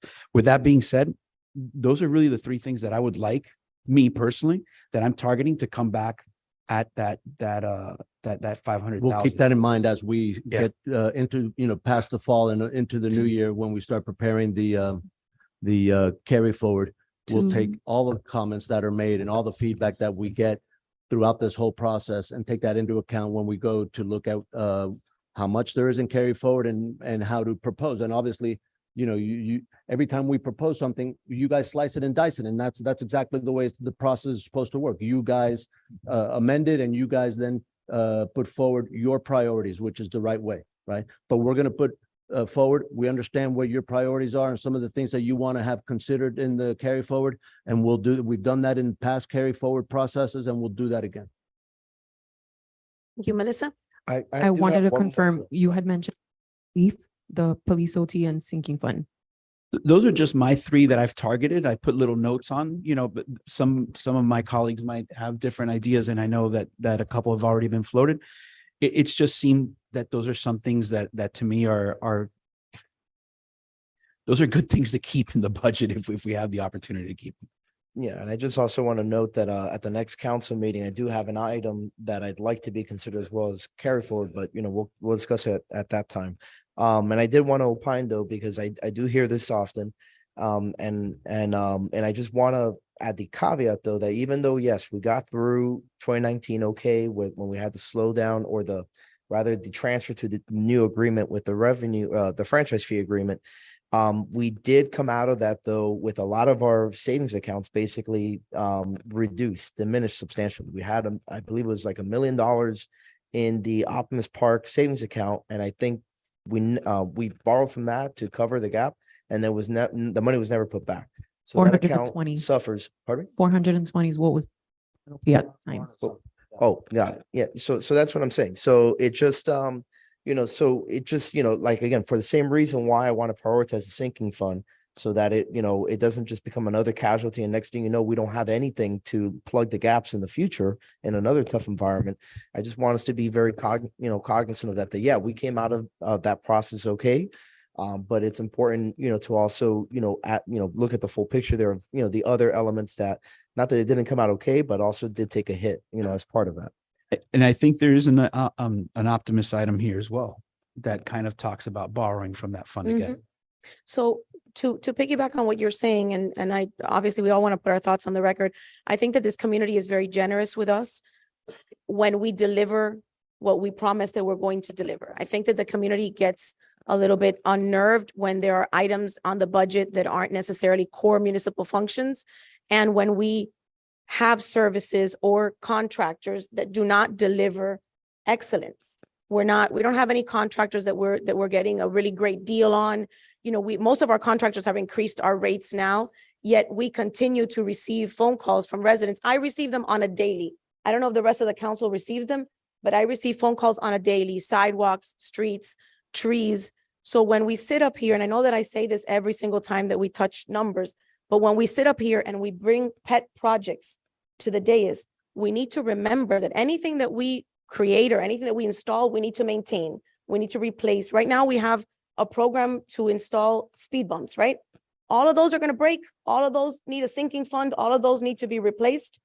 Instead of, teaching the residents not to speed, we install speed bumps because it's the easiest thing. And those are infrastructure things that we need to maintain and replace. We need to remember what our core municipal functions are. It's not, a lot of the things on our budget are not core municipal functions. If we could just concentrate on streets, sidewalks, trees, and public safety, we'd have enough money to get it all done. We have plenty of staff members. They're all excellent. We need to hold our vendors accountable for the contracts that they need to deliver what they promise that they're going to deliver. And if they don't work, then we need to replace them. We can't continue to award contracts to the same people that are not delivering excellence. That to me, it's very simple. And I know that our residents, the only reason why they sit here and they ask us not to continue to charge them or to continue to tax them is because they're unhappy with what we're delivering. I receive emails that tell me, I don't care about the millage. I just want you to do what you promise. I want the town to look beautiful. And then I'll pay you whatever you want me to pay you. But you cannot raise my millage and then deliver mediocre. And that oftentimes, and it's not our staff, it is our vendors, because we subcontract just about everything. And that's why I asked the manager to look into in-housing some of these services. Right now, we're going to pay $1 million to maintain 2 of our parks. That's a lot of money. So we can maybe save some money by bringing those services in-house. And now we're supervising and we have our staff members. And if they don't do a good job, they're fired. It is what it is. Just like in the private sector, government can be no different. If you do not do your job, you're fired. If I hire a vendor to mow my lawn and he does a poor job, he's fired. That doesn't happen here. We have contracts with provisions that if you do not do this and if you do not do that, yet year after year, we have the same vendors doing the same things. So that is where we have to hold people accountable so that the taxpayer's happy. And if the taxpayer's happy, they're not going to be here telling us to go to rollback. They're going to be here thanking us for what we're delivering, because realistically, they want the town to be just as beautiful as we do. So moving forward, when we bring new items or new things, or a new sidewalk or a new path or a new whatever's popular in Doral or in the city of Miami or in the city of Hialeah, we have to remember that those are things that we need to maintain. And we are now making future councils, we're kind of handcuffing them to these future projects and maintaining them. So that for me is what I want us to remember when we bring new business items. Mr. Manager, we were on line item, I was gonna ask you about the flowers. We were on the repair and maintenance line, Public Works Green Space. Yes. The flowers we had discussed that we didn't, at least I had requested to find out if we could change them out less often. Because oftentimes when they are at their most beautiful point, they come in and rip them all out and then install tiny ones that don't look as pretty. Is that part of what you're reducing here? Because it's reduced cycles and reduced Well, changing. yeah, for sure on that line, which is the Public Works, it's under Public Works, but really it's managed by Jeremy and his group because it's green space, which is the motorcycles first. We have it's funded at 35 motorcycles per year, and this would reduce it to 30. Reduce some of the fertilizing, the frequency of the fertilizing. The flower change, do you remember the specifics of the flower change? The mic. I don't Good evening, recall. council. But This is Jeremy Bagdown, Director of Parks and Oh, Recreation. Jeremy's on. Jeremy, you there? Can you guys hear me? Yep. Yes, Awesome. Yeah, so we would be reducing, going from the quarterly 4 change outs to 3, elongating the time in which we're establishing and keeping the flowers. But this is going to a 3-time annual program for the flowers. have we considered installing something that is not seasonal? Something like a small green hedge that can be maintained? As of right now, there's no direction that I've been given. This is something that we've always done to make sure that we keep that beauty at these entry points and these noses. Jeremy, let me just chime in and I'll tell the story about what your guys did that looks great now.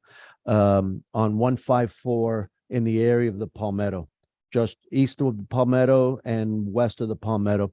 There were some areas there that had juniper. The juniper, which is similar, I think it's like a ground cover. It's supposed to be maintenance free, but between some of them dying, cars running over them, in accidents, they looked horrendous. And Jeremy and his group tore out all the juniper and just put sod because it wasn't on the ends.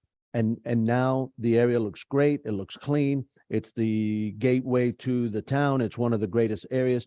The end points are still will have the actual flowers, but in the areas like for instance, when you're in the turn lane, westbound turn lane to get on southbound the Palmetto, there's an area there that now had some birds of paradise in front of it before the actual seasonal flowers had this juniper. They looked horrendous. So it's not the cure-all, but I think that this the flower change, doing it only 3 times a year instead of 4 times a year, I think may. Do you have, Jeremy, what the cost, what the savings were to reduce from 4 cycles to 3? The only reason why I ask is because I don't think that any of us at home do seasonal flower changes in our landscaping. So I'm just trying to mimic what we do at home. We install landscaping that is there for years, low maintenance and something that is more cost effective. So what was the savings from reducing that to only 3 times a year? Jeremy there? Yeah, yes, I'm here. I'm just trying to go ahead and I only have one screen, so it's a little difficult to try and bring that up. So give me 1 minute, please.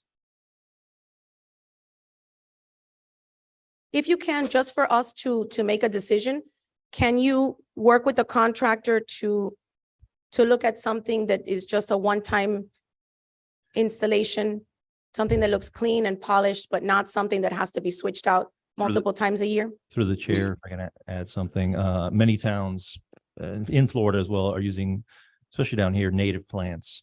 I know we talked about the swales making native retention and stuff like that, getting rid of as much grass as possible, which will save on maintenance, and putting native plants that don't need the attention quarterly of removing these flowers. Now, I'm sure, and river rocks or whatever, whatever you do, so you don't have to cut, you don't have to use, every once in a while you have to de-weed, I understand that, but just native plants that don't need the, every 3 months as well.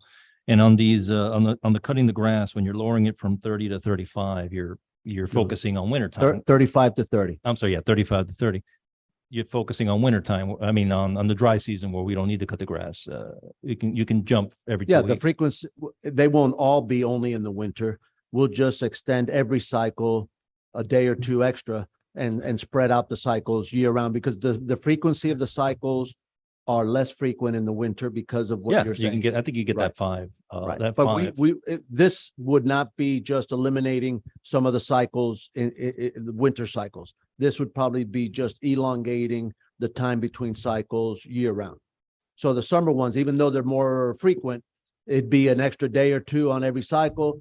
Then in the winter, they'd be also an extra day or two, and we'd stretch them out Yeah. to try my- and get from 35 to 30. My suggestion would be, during the winter time, I mean, during the rainy season, the grass grows super fast. You could get that 5 reduction in cycle in the winter time is what I'm trying to say. And if we could look into reducing as much grass as possible, putting native plants in, it's better for the environment. It'll save us money on maintenance. It'll save fertilizer, which, poisons our stormwater runoff and Biscayne Bay, things we're trying to do as a county. I think I've seen some native plants that look beautiful and they require very little maintenance. So just wondering if Jeremy can also look into that, maybe save us some dollars when it comes to what we're paying now for that, going along the lines of what Councilman Morano was saying. So Jeremy. Council, I do have that number. Yeah, that savings per cycle would be a savings of $10,890 $10,890 for one cycle, each cycle. right? For the cycle that we're removing. Correct. Okay, so Now, keep in mind though, also when we do establish a more permanent solution, as it grows and fills in, it's larger, it is going to be more susceptible to damage, and replacing that is it's going to be more costly to maintain that when we Right, so have you these accidents you don't let them versus. grow. You maintain them and you keep them short. And No, you no, keep- I mean car accidents and things of that nature, like damage wise. So if we were to remove all 4 of these flower changeouts, we'd be saving $40,000 a year? The total allocation was 43.5. Oh, the total budget, I mean, the total contract amount was 43.5. 43 what? 43,560. 43,560. So this is something that we seriously have to consider. Thank you, Jeremy. Jeremy, and while we're on the topic of flower bed changes, I am curious about something. When they swap out the flowers, is there a reason why they don't replant the new flowers the same day that they pull out the old flowers? Like, is there some kind of operational reason for that, or is Yeah, it- it's just, it's so that all flowers can be gone in at the same time, essentially. You'd want to go ahead and clear the beds. You also want to give it time to settle once you've disrupted all the soil that's there before you come in and bring the new flowers and new plants. Thank you. Thank you, Jeremy. All right. Under also the right of ways, the green space, tree removal, we reduced the amount by $15,000. Under the Parks and Recreation, there was Arbor Pro was a program that we put in money to have an update to that program done. We just eliminated the update and we'll just keep the Arbor Pro with the existing version that we had before. It just won't have the latest version of the Arbor Pro. And if I could interject, Mr. Go ahead, President. yeah, interject this, the next, the next stuff is yours, so interject wherever you think. No, it's just that, and we'll still continue to work with grants and look at ways of funding these updates and our tree inventory update as well for this Arbor software. What are we doing with our arborist when there's a tree removal decision, or what are we? We have a young man on staff, Andres Piñero, that he is taking the place of the arborist. He's not a licensed arborist, but in the whole function, the whole list of functions for that position, only a few of the roles require an arborist certification. So Andres is handling all of the day-to-day stuff, taking the calls, going out to the field, inspecting trees, and doing all of that. If and when arborist certification is required, then we tap into the arborist from SFM, and we just use them just for that one isolated time when we need an arborist certification for a certain issue. Andres is working towards that. He actually is working towards get his own arborist certification. Then we won't even need to use SFM's arborist for anything. But Andres is really doing a great job. He's really grown in the position head and shoulders with Oreo's help and Jeremy's help. He's doing a great job. And every day he gets more and more knowledgeable in that field. And he's working towards getting the ticket himself, the certification. Okay, I received, well, not recently, but way back when we did the tree trimming. Remember that we had the conversation about the staff members that were trimming the trees, taking direction from homeowners. We need to make sure that we reiterate that homeowners cannot pay them to do anything. The homeowners cannot hire them to trim more. They need to be very careful with what they do, because unfortunately it's a recurring event that the actual workers, and it's not at this is not a vendor issue. It's more of an employee issue where they take it upon themselves when they're already out there to trim a little more and charge the residents for XYZ. I've heard it from multiple individuals in West Lakes and Royal Oaks. We need to continue to talk to our vendors and make sure that that is not happening, because that's becoming a problem.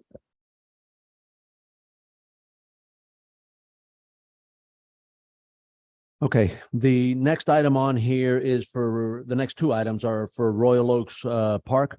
The first one is the increase in the maintenance contract, the contracts that you guys just approved a meeting or two ago. So that's why it's in black. It's not helping to reduce the deficit. It's actually adding to the deficit. Is that for Royal Oaks or for Royal Oaks and MLOP? That one is for just Royal Oaks. Just Royal Oaks. Yeah, if you look on the left side, it kind of breaks it down by location. So it says Parks, Royal Oaks. That And then the increase for MLOP is the 153. correct. So the next item, there's Just on that particular line item, and I believe it was Councilwoman Rano at the time, who requested the privatization of that? Because I know you brought it up a second time now in discussion. When will that analysis be done? the deprivatization, right? I think you were talking about bringing it. Bring it, well, Right. deprivatization, however, yeah, bringing it in-house. When will that analysis be complete? Well, as I explained earlier, this whole process of putting this budget together, massaging this whole thing, it's a tedious process, right? So we're working towards this goal to getting this budget considered and approved at some version of this budget approved by this council at the September meeting. And once we have a new budget and this new budget year starts, then we'll work. I think there's 2 or 3 different things that we were asked to do. And that's when we're going to start working on those once the new fiscal year starts, and we can work towards getting some information. I know that we did when the one of the contracts, I think it was janitorial, right, Omar? When janitorial contract was coming up or was being considered, we did an analysis, a similar analysis to look at possibly bringing the janitorial service in-house. And it didn't, at that point, it didn't make sense. But we'll do a similar analysis for some of these other things. I know like some of the, like this Tiger Squad or. Yeah, like a Lion Tiger team that we Squad talked or, about last council, or we talked about yeah, Tiger the team for different things. Strike team or whatever Yeah, whatever you call for it. the minor jobs, the Yeah. quick attack teams. Yeah. And then also the item that Councilmember Ruano brought up, which was looking at the park staff, the parks maintenance, the grounds maintenance staff, and see if that makes sense. And obviously we'll present it to you with ongoing expenses plus upfront, right? Because there'll be startup costs with a lot of the heavy equipment and lawnmowers and things of that nature. So we'll put all that together and present it to you in a future meeting, with a full, complete analysis. All right, Jeremy, chime in on the next one. The next one I know, eliminate, there's a type of mowing that's called phrase mowing. And I know that by doing that periodically, I see Councilmember Garcia from his old park days, he's shaking his head, so he understands what this is. By doing that, it helps to eliminate having to replace sod in the future. But Jeremy, chime in and give a quick explanation as to what that is and why we do it. And, obviously in here, we're proposing to eliminate that. If you can explain that a little bit.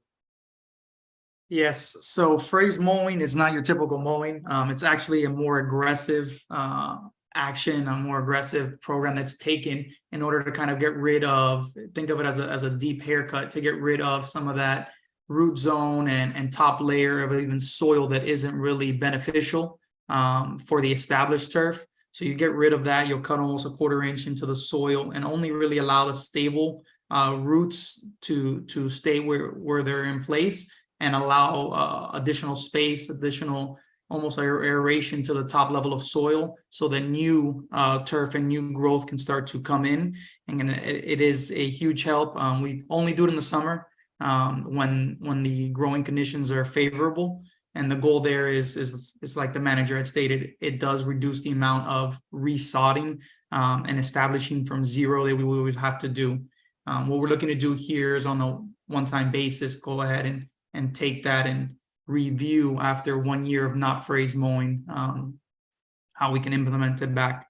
But that's essentially the goal of phrase mowing, is to reduce the amount of what needs to be resodded. And we'll look at how we, like I said, how we can bring it back in a future budget. Thank you. The next item on here deals with the youth center, and it talks about reducing 5 fertilizer cycles and line trimming. Can you just explain that real quick, Jeremy, just so they have a good understanding of what that is? Yeah, there are certain line items on these smaller neighborhood parks that, as far as fertilizer, that we can look on toning down and reducing for the time being, to see how we can bring those expenses down. And then the same goes with the line trimming. There were portions that we were able to reduce, that some of the original areas that were bush maintained and so far are no longer there, and we would go ahead and just pull those items off the annual cycle, pretty much only for a savings of, I believe it was just around north of $2,000 for both of those. Thank you. And Melissa, the next item is with Veterans Park, and it's 5 landscape cycles, but explain the net effect. I know is 654 only. It's a minor reduction, but explain why I guess there was an increase in something and then that reduction. So Jeremy can also chime in on this. Veterans Park and Youth Center, the way that the contract is, it's for both of those parks combined.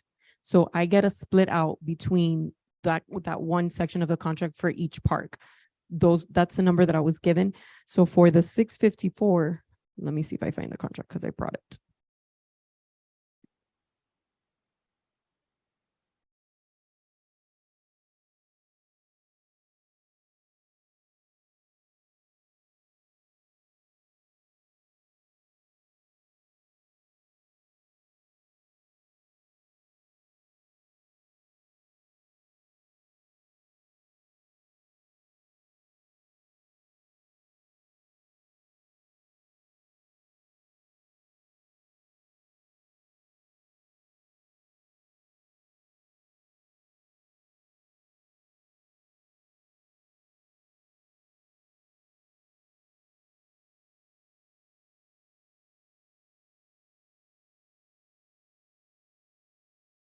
I believe it's 200 per cycle. No, yes.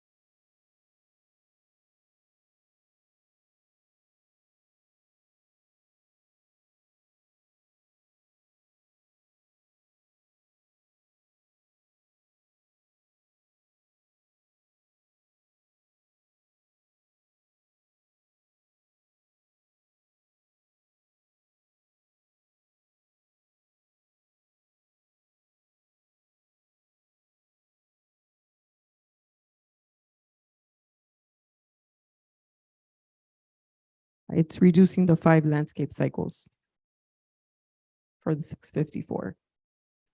Okay. And then the 1,630. It's the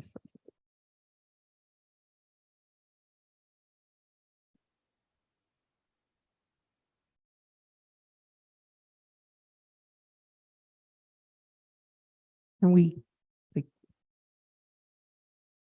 can we get back on that? Okay. And then we like. Yeah. It's a minor number, but I know that, I think that there was something that increased and then the reduction and the net effect was that 6 minus 654. It just seems like a small number, but take your time, take a look at it, and then we'll review it later. The next item is MLOP. That again, as Councilmember Ruano stated, that's the increase in the grounds maintenance contract. Then we go to pocket parks. We're gonna reduce the mow cycles from 35 to 30, reduce the fertilizer cycles and some mulching. Tree trimming in the pocket parks, we're gonna reduce that. We looked at it and we reduced it by $5,000. The next item is we have a martial arts instructor, which is very popular, very good, has a great history within the martial arts. And in order to be competitive and to retain his services, we needed to tweak his contract a little bit and change the hourly rate. And that created a minor increase of $4,500 on the annual for the year. And finally, the last thing on here under the expense side is there was an item under community affairs, under the community or elderly affairs, mejor dicho. Elderly affairs, that they, in their budget, they had an allocation for funding a freebie on Sunday mornings to transport elderly people to the church. We just moved that charge out of community, out of elderly affairs to the PTP budget. So it took it out of the general fund and put it over into the PTP budget. We just transferred. So at the end of the day, after looking at the starting point, going through all the changes in revenue, going through all the proposed reductions in expense that we were recommending, we still found ourselves with a deficit to cover of $366,323. So what we are proposing is to cover that remaining deficit with a transfer from the MLOP master plan capital account to the general fund. And remember that within the MLOP fund, there's some money that is restricted, which is from park impact fees. There's some money that this council has put in there over the years, which is general fund money. So this is obviously from the amount that was general fund money, and this would be an allocation to just move back to the general fund, and that would provide us with a balanced budget. Just as an aside, within the MLOP budget, there's money that is going to go in there or has gone in there from impact fees. So actually, the amount of money, I think it started at 1.4. This money coming out, but impact fees going in. I think the ending point for the MLOP fund actually increases slightly. Obviously, if this money didn't go out, it increased that much more. But this recommendation is to cover that final balance of the deficit in the general fund with a transfer of $366 from the MLOP capital account to the general, back to the general fund where it came from, to cover that remaining balance. Through the chair to the manager, how many times, I know we've done it a couple of times, but how many actual times, and how much do you know the total we've taken from the fund, and how much have we replaced? We took an amount back in 2019 when we had the deficit for FP&L in that transition, and this would be the second time. Okay, and you say we're replacing with some, But last year we put a lot of our. Over $800,000 in the carry forward amendment, over $800,000 Yep. of general fund money went went into. into MLOP. Melissa? So in 2019, what we took from it was 420,000 that, as I think Councilman Dieguez mentioned, we have never replenished. Last year in our carry forward amendment, we transferred 874,000 and 874,467. When we take out now this 366, we will be left with 508. Which is still more than Which the is- 400. Well, a 508 of unrestricted money. Of But unrestricted. the total funds. amount in MLOP capital account, I think is 1.5. So what we have budgeted with this proposal for MLOP would be 1,474,995. After this Is what would transfer, remain after removing the three. transferring in the money from impact fees and then transferring out the money to general fund. That would be the balance that's in Wait, the, I'm sorry. in the middle. I thought I heard, you said that Councilman Diego said that we did not replace the 490. the 420 The from 420s. 20.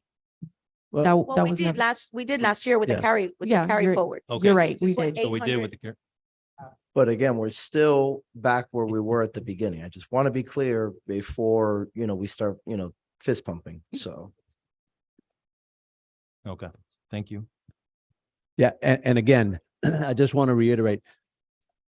This situation that we have this year is different than we had with the FPNL franchise fee. I would not be recommending one-time moves or one-time changes for what could potentially be a perpetual or long-term recurring situation.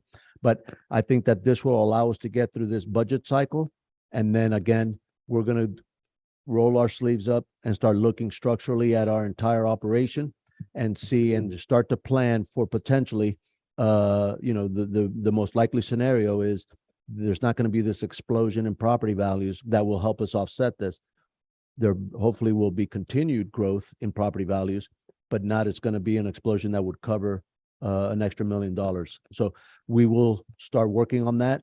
And for next year's budget, a year from now, I expect and I plan not to be in this position where I'm recommending to you one-time changes for a recurring situation. Just a quick question, the 366, 323 you're recommending, the putting it back in, what is the plan to put it back in after? How are we gonna refund it? Raise the been- millage. No, That's Yeah. the only answer. well, Wait, no. I think we so- can so find- ho- So hold on. So there's a couple different options. So number one, as the manager went over, initially, the net, so with this budget, there's a net increase to that fund, right? Because we're moving $480,000 worth of large park impact fees that came in this year. So that 360 is already whole with a $120,000 okay, kicker. Now, that also the 366 that we're taking can become one of the things that we look at with the carry forward later, right? That's the second option. The third option is remember Councilman Collazo's poison pill when we did the carry forward last time, which exactly whatever is not used in the list of projects that we approved by the end of the fiscal year, whatever is not used, whatever is not encumbered, will roll into Optimus Park. So it's 870 something plus, right? Because it could be up to 150, 200 more than that. So What's the projected outcome of that? Were all the projects completed? Obviously not completed because several of them Were they were- contracted or invoiced? they're contracted or on planning. There's maybe one or two that we think for different reasons may not be either encumbered or spent and completed. So some of that, and that's Councilmember Fernandez and our team met on Monday. He asked to meet with us. And one of the things is it's probably in that $100,000 to $200,000 range of the money that you use for different other projects that may not be able to be even encumbered by the end of the fiscal year. That may end up, based on that provision, may end up rolling back into MLOP. And the other question that I had, did we ever use all of the money that was transferred out of EAB into MLOP, or is that that was all finally accounted for? Are you talking about the 100,000 that EAB received? Yeah, They used all of that money, the But 100,000 that was given specifically to we put EAB. 300 in and then Yes. took 100 out to give to E EAB. So I believe the 200, I would have to research, but me speaking from memory, I believe the 200 was utilized for the MLOP lighting project for the tennis courts. Got it.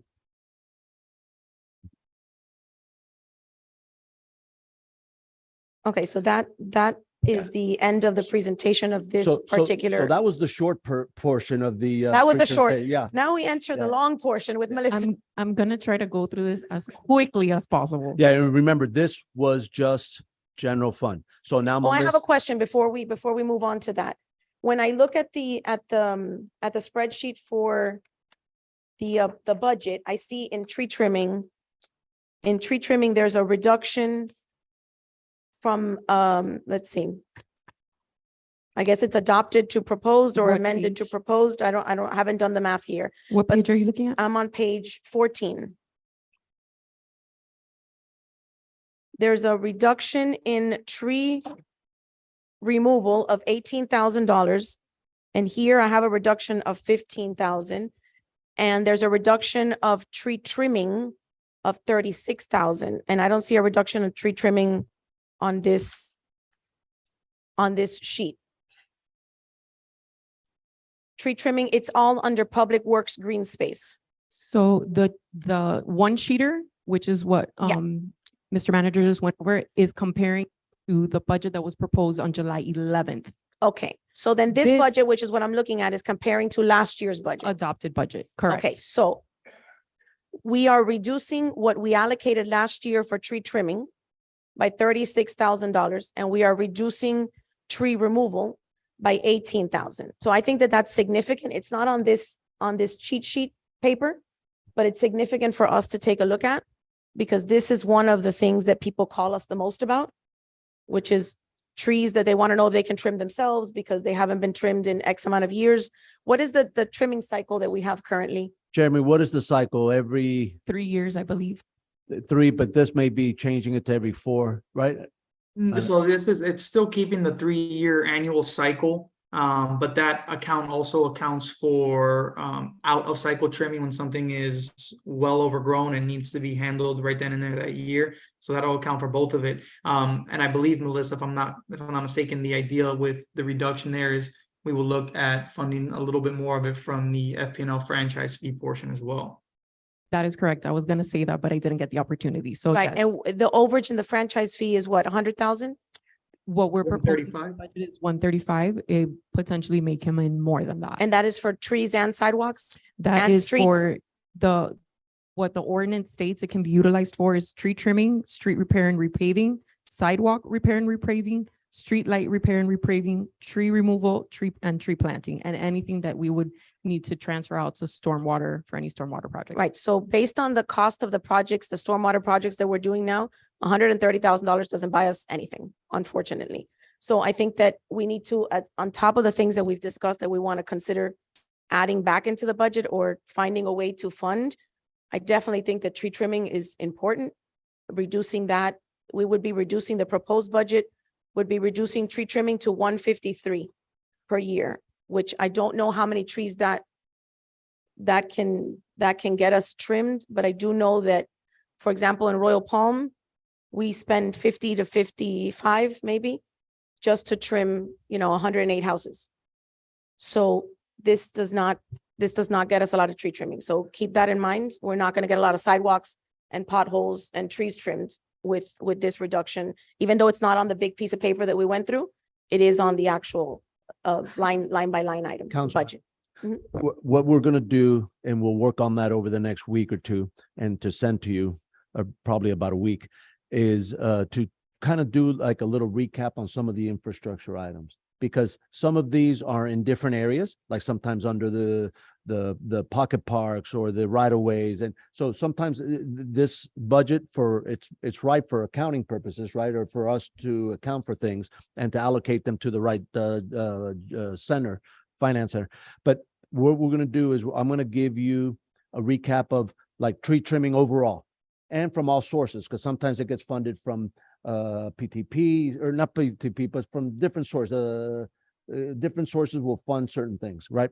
So I'm going to give you tree trimming, last year's total, this year's total. So for all locations and all funding sources, I'll do the same for sidewalk repair, for street repaving, and kind of give you that overall recap. Because sometimes we move money and we're not going to fund it here, we're going to fund it over there, but yet you see a negative number over here, you think the actual overall is getting reduced. And sometimes that may not always be true. So what I want to do is give you that recap so you have a better understanding of the overall tree trimming program and what is the amount being funded from all the different sources and what's proposed to be funded this year. And then I'll give you that for the handful of infrastructure items that are important to this council. Okay, I I appreciate think that. that'll help you make. Right, no, decisions. I appreciate that because, for example, I know that Ms. Luz has brought it up. We walk down Commerce Way, we have to we have to bend down because we can't walk down the sidewalk. And I recently sent you a picture. I met with a gentleman at the Elderly Affairs, Mr. and Mrs. Senior Miami Lakes, which was like the most fun event ever. And I actually went to visit his property. I sent you the email. There's oak trees that the branches are touching the grass. Like the branches are all the way down touching the grass. So these are significant things that, according to him, he's reached out to the town multiple times and nothing has been done. So I don't know if it's a funding issue. I can only assume that it's a funding issue because I know that our response is really good, but sometimes the departments just don't have the money to get it done. So when you have things that are, obstructing the walkway or obstructing even the line of sight for vehicles, we need to make sure that they're properly funded before we fund other things. Through the chair to the manager, I think we're on agreement. I mean, recently, we're a bird sanctuary again, or what, we have listen, the trees are only going to get bigger. It's what makes Miami Lake special. And it's going to be more pressure on us to make sure our sidewalks are where they should be and keep the safety element of it. This not that it's an afterthought, no way is an afterthought. And I'm not saying anything, but this again is something that's going to continue it has to be something that is a priority, just like public safety is going forward for decades, for generations to come, because these trees are only going to get bigger. And unfortunately, when they were planted, they weren't giving enough birth. They were put in areas that are literally 4 or 5 feet across, and they're not big enough. Our medians are not big enough to hold that. So yeah, this to me, the trees, the sidewalks, yeah, absolutely. I mean, honestly, my idea was to triple, quadruple that sidewalk budget and that tree budget and increase our canopy, especially in the west side. We got to continue to reforest that west side of our town that's being neglected. We started, we're doing a good job, but we got to continue that. And this is something that for generations to come, we have to look at. So yeah, I think it's woefully underfunded. So I agree that we need to do what we can. And now that when you said continue to reforest, you brought up to my mind the individuals that cut down trees, that there are so many people that take down the trees. Are we following up on that to find them to use that money for tree trimming? Yeah, we through code enforcement, whenever either through patrols, right? So when we have patrols and we have weekend patrols, so people can't get away because they're doing it on a Sunday or what have you. Whenever we either find them through our patrols or through customer complaint. And one of the things that has really hamstrung the code enforcement department over the last 3 years, 4 years, has been the new state law that prohibits by law, by state law, prohibits our code enforcement department from accepting anonymous complaints. Right. So what percentage, Danny, in the past, maybe 70-80% of complaints were probably anonymous? I'm going to use a line that Kay uses. I'm a numbers person. I don't just guess on numbers. No, I'm just messing.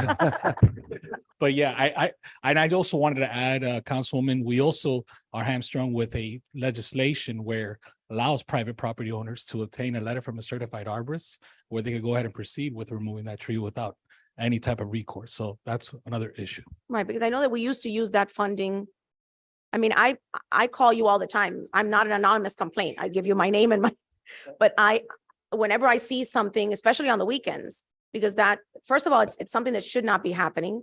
And that is part of the monies that we use to trim trees and to reforest. If we all actively participate in that process, perhaps we can acquire more funds. Through the chair, quick question. I know they're getting an arborist to say it's okay, but they're hat racking. They're not, I've already seen a couple homes in their backyards hat rack. That's not, an arborist will never Yeah. sign a paper that say you can hat So rack. essentially what happens So there can is we that- come back and do something about that? essentially what happens there is that they end up obtaining the letter and they end up just removing the tree. Yeah, but shouldn't there be a process if, I mean, I understand sometimes, it's their property, but an arborist is not going to tell you to hat rack it. They're going to tell you, you can remove it Mr. Manager. because hat racking looks horrible and you can see it from the street. Yeah. And it's an aesthetic. It's their property. I totally understand that. Right. It's their right. Chair, according- if I may, Yeah, go ahead. what happens is Director Angel was saying is basically the legislature that is currently there, and it basically creates this power where the arborist can say this tree is, for whatever, in their opinion, a danger, and then it can be removed, and it kind of hamstrings him. He doesn't have the ability to object to that letter, as No. long as the letter is legitimate. Yeah, no, That's it. I understand Remove the removing the tree, but not cutting it to a point where they leave it like a skeleton. Yeah, so in that specific instance, we'll notify them, we'll send them a citation, sometimes $1,000 citation. And they'll end up producing that letter. We have to null and void the citation. And then they cut it down. Yep, and they end up removing the tree. But And the if way they- the legislation is written is that they don't have to mitigate it with replanting or anything of that nature. So it's basically lost canopy for the town. So that's where since these new laws have come to place, that's basically handcuffing the town. We need to, that's another reason why we gotta reforest areas outside of, in where we have domain to make up for that canopy that's being lost when residents decide to cut a 50, 60, 70-year-old oak tree from their home. Right, but we also have to be more vigilant, and we have to be more active in finding these people that do it, because this is contagious. But they Like one can't, person cuts it down and the next Sunday, somebody's cutting Yeah. it down. but the issue is that by Florida law, they can, as long as the arborist not- signs Right, signs but not up. on the swales. Well, they have. No, to not on the certify- swales, in their homes. They have to certify certain things. It's not just, hey, I'm an arborist, I have a letter and yeah, you're free to cut this down. There are certain requirements. I think, we need to take a look at that. And frankly, I think there's still some leeway there. Well, again, I have to take a look at the statute again to see if they're required to have it either in advance, right? Lorenzo, can you opine on this? Is it that they have to have the certification in advance or at least be able to produce it at some point? Yeah, they need to be able to produce it. That, basically they cut the tree because they have a letter from the arborist, and the letter from the arborist says that the tree is a danger to their home, to health, to, safety. It has to have one of those type of criteria. Yeah, I mean, the I'll way take a look at it again. I know they recently, added They more tweaked language it a to it. little Yeah, bit. they tweaked it a little bit. But and it's worth visiting, right? But ultimately, the way I see it, this is going to require a more active code enforcement presence, which is going to require more money, so. No, I understand when roots are infringing in somebody's home, because I've seen it. I've seen an oak tree huge. They plant them way too close to the home, and it is causing damage to the concrete and the foundation. That's understandable. But what I would like to see us, if we can, make sure that as Councilman Dieguez said, that people are not abusing that and just chopping away and just, hey, look, I got a letter, and I'm sure pay Coun- enough money to an arborist. maybe. Council member, it was going to be this Thursday, but Representative Fabricio had to cancel because his state guard unit got activated in response to the storm. Mhm. So hopefully within the next couple of weeks, at least some of you are going to be meeting with Representative Fabricio to discuss state priorities and what this council is going to put forward. And that'll hopefully give us guidance to put a set of priorities and appropriation Sure, requests yeah. before you for approval in September. But one of the things you may want to have a conversation with him about is these two items, the anonymous complaints and this kind of free-for-all that happened probably about 3 years ago that allows almost anybody for almost any reason to cut down a tree. Those may be legislative changes policy-wise. not appropriation, but legislative policy, statutory changes that you may want to pitch and see if there's a chance for changes. Because just like those changes happen to implement them, they were probably just somebody's pet project. They could easily be reversed. So Thank it's you. just something for you to consider. And I'm almost sure that legislation was introduced last year to I think the arborist one to nullify it or to change it or to eliminate it. And That's, obviously it didn't it didn't win. that's It correct. didn't get approved. The legislation originally happened in 2019. It was kind of tweaked in 2022. But if you want me to read quickly what it says, it'll be pretty quick. 163.045. Yep, exactly. It says a local government may not require notice, application, approval, permit fee, or mitigation for the pruning, trimming, or removal of a tree on a residential property if the property owner possesses documentation from an arborist certified by ISA or Florida licensed landscape architect that the tree poses an unacceptable risk to the person or property. A tree poses an unacceptable risk if the removal is the only means of practically mitigating its risk below moderate as determined by the tree risk assessment procedures outlined by best management practices. So that little last part that I read is what kind of they added to kind of quantify it, because before it was a little bit more wishy-washy, but still they're producing them. I would also direct your attention to a case out of the first district, which is called Vickery. I forget which one. I'll send it to you Tallahassee. to review it. The one in Tallahassee, City of Yes, Tallahassee. correct. To review that, which is the first case to add some context into how to interpret the statute. Okay. And I'll also share with you some notes that I got from a city attorney in Miami in terms of how they're interpreting it, namely very restrictive rather than They are. a broad view. And to see if, perhaps, based on that case, you guys might also be able to more narrowly also interpret it, Okay, please. without being unreasonable. Thank you. It does speak about removal and not hat racking. Correct. So then maybe that's something that, But the key word in that legislation is that they don't have to submit, they just have to possess. So what happens is our officer will go out there, hey, you got $1,000 citation. Maybe a couple days later, they produce, hey, I've always had this letter all the time. Case closed. right.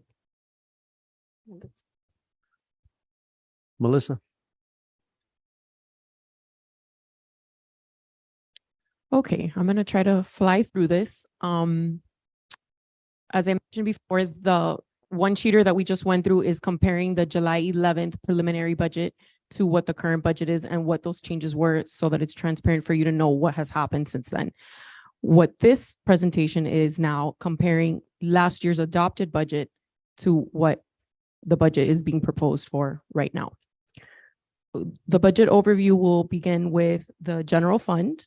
We will be discussing the revenue and expenses. We'll be moving into revenue fund, special revenue other, tree ordinance, transportation gas tax, people's transportation trust, PTP, mobility fund, micro mobility fund, impact fee, building department, and the neighborhood service districts. We'll then also be discussing the debt service for the town, the capital projects fund, the enterprise funds, and the in-service fund.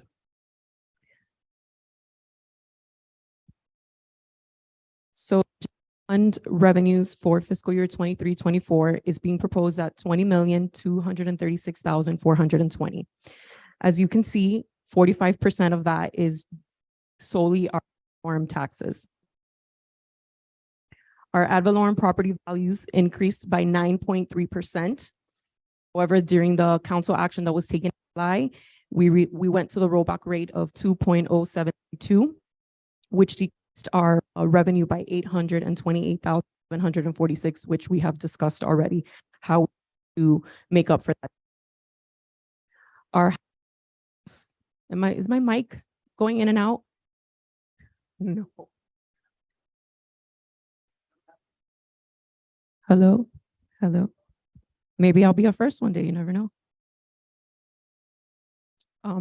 Our half-cent sales tax increased by 290,000.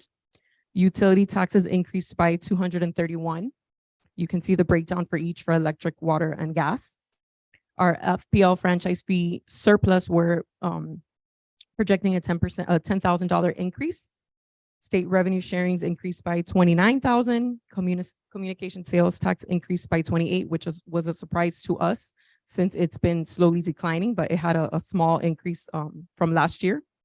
And then finally, the other revenue change is the transfer from MLOP into the general fund of 366,000.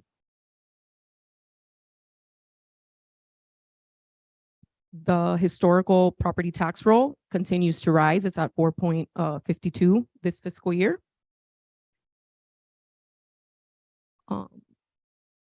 You can see that the adopted millage rate for last year was we remained at the 5th place. And then on the next slide, you will see that the 2023 proposed millage rate, we still remain in 5th place as the lowest millage rate within Miami-Dade County. This graph specifically shows in blue all the municipalities that have not had any changes to their millage. The green is the municipalities that have lowered their millage, and the red are the municipalities who have increased their millage, their proposed millage. Here are our historical millage rates since 2004. We have currently have the lowest millage in all of town history at 2.0732. Our ad valorem continues to go up.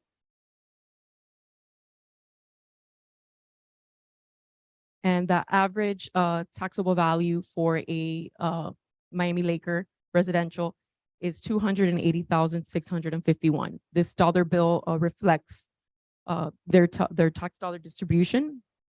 Of the 4,999 and 81 cents that they pay, the town of Miami Lakes only receives about 582. Most town residents, what they contribute to the town from their property taxes is anywhere between 10 and 12%. For this specific house that's used in this example, they're giving 11.64% of their total taxes to the town. The next slide is pretty much the same as the dollar, just in a pie chart form. So you can see visually that Miami-Dade County and Miami-Dade School Board receives most of our tax dollars, and that we just give that purple section, that 12%, it's rounded up to the town. Our half-cent sales tax is continuing to rise. This graph shows the adopted in 23 as 2.8. For you, Mr. Councilman Collazo, as you were mentioning that you would like to know what the projection is, the projection for that is about 3 million. So it's right on point as it's going up. The communication service tax, as I mentioned before, it did go up slightly.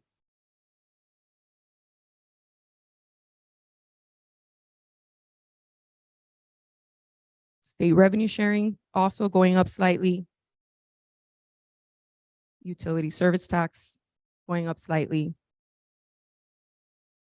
The breakdown for electric utility, 2,900,000, water utility taxes 540,000, gas utility tax 91,000 for a total of 3.5. Franchise, FPL franchise fees. As I mentioned, it was going up by 10 just for the surplus. Of that 1.4 per the ordinance, we are required that anything that we receive of 1.2, anything in addition to that would then go to the franchise fee surplus per ordinance 19-247. That concludes the section on the general fund revenues. We will now move into the general fund expenditures.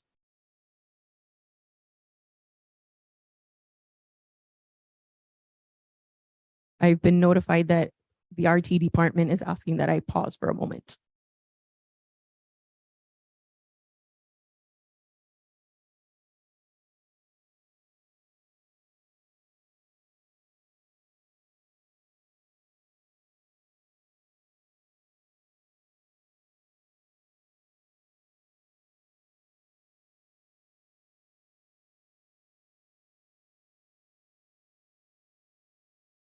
I've been advised that I may continue now.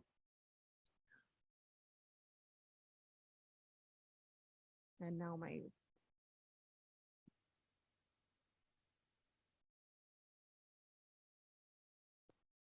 So our general fund expenditures match our revenue. And as you can see, our police budget is what takes up the main portion of our budget, which is at 50%, 50.82% of our budget.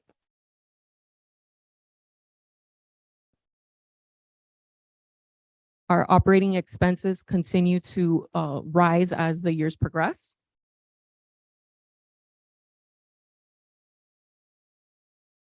Some expenditure changes for this fiscal year for our salary and benefits. This budget includes a cost of living adjustment of 2.5% for all staff, and that was based on the CPI ending in June. Our FRS rate increased from 11.91% to 13.57 through July 2024. Our health insurance increased from 7% from the prior year, which is comparable when comparing it to other cities. They stand anywhere between 12 to 15% in increases. We are lucky enough that we are at 7. Our property, causality, and workers' compensation insurance increased by 12.26% for this coming year. Other expenditure changes include our janitorial contract increase. Just for the general fund, it increased 102,000. And our parks overall budget increased by 251,000. Melissa? Yes, the- ma'am. The janitorial contract, is this just a contract for one place? Like what is this? So this is mainly for our parks. The janitorial contract in the general fund is mainly So it's our for, parks. so it's for all of our facilities. Yes. That was Uh, the increase. But part of our janitorial contract comes out of our facilities. So that's why when I say 102,000 is strictly just for the general fund. Right, but it's It's not not the separate, total contract. right, but it's not separated by which facilities are in this. So in this, it would be MLOP, Royal Oaks, Veterans Park, all the parks, Youth Center. And this building.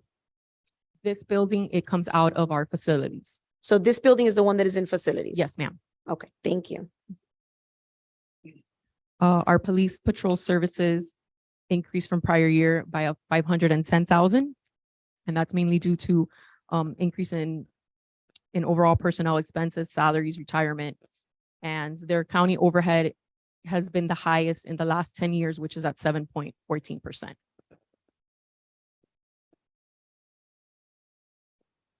Oh, I skipped a slide. Oh, no, I didn't. This graph is showing what our general fund budget is compared to our police expenses. And as I mentioned, it's 50% of our total budget. The next slide compares it to our ad valorem. So we spend more on our police services than we get in ad valorem taxes. Or ad valorem revenue, should I say. So our general fund interfund reimbursements, this is overhead. So our CITT, which is our transportation and our transit, the overhead is 5% of the revenue that we get from CITT. Our stormwater utility is at 10.9%. Our building is at 10.9%. And our neighborhood service districts, I believe, is at 4.5% of overhead rate. So these are what would be transferred in as a cost reimbursement to the general fund from these other funds. Our general fund, we have a litigation reserve of 206,000. We also have a fund balance reserve requirement of 146, which was mentioned in the previous presentation with the manager. Let it be noted that right now, for us to meet the reserve requirement, we have to have 3.3 million in fund balance reserves. The transfers that are proposed in this budget, we are deferring the $150,000 to the sinking fund. And we have a 315,604 and a 142,000 for the facilities fund from our administration and police.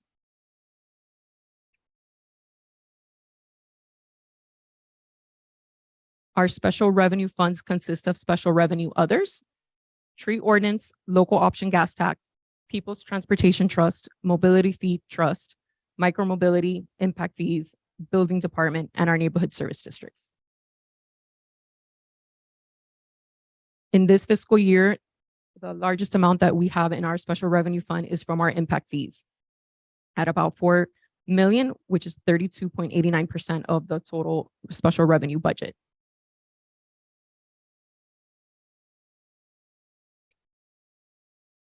The special revenue other, we have 440,725 that is a carry forward from the prior year. Of that 440, 200,000 will be transferred to the capital projects funds that will be utilized for a matching grant for the Greenway Fund. I'm sorry, for the Northwest 77th Court Greenway North project, and it will commence in this coming fiscal year. Are there any questions so far? My questions will be forthcoming most likely at the first public budget hearing or before. Our tree ordinance, we are expecting $5,000 in the program fee, and we are projecting a carry forward of 15,527 for a total of 20,527, which will be utilized in the tree program removal.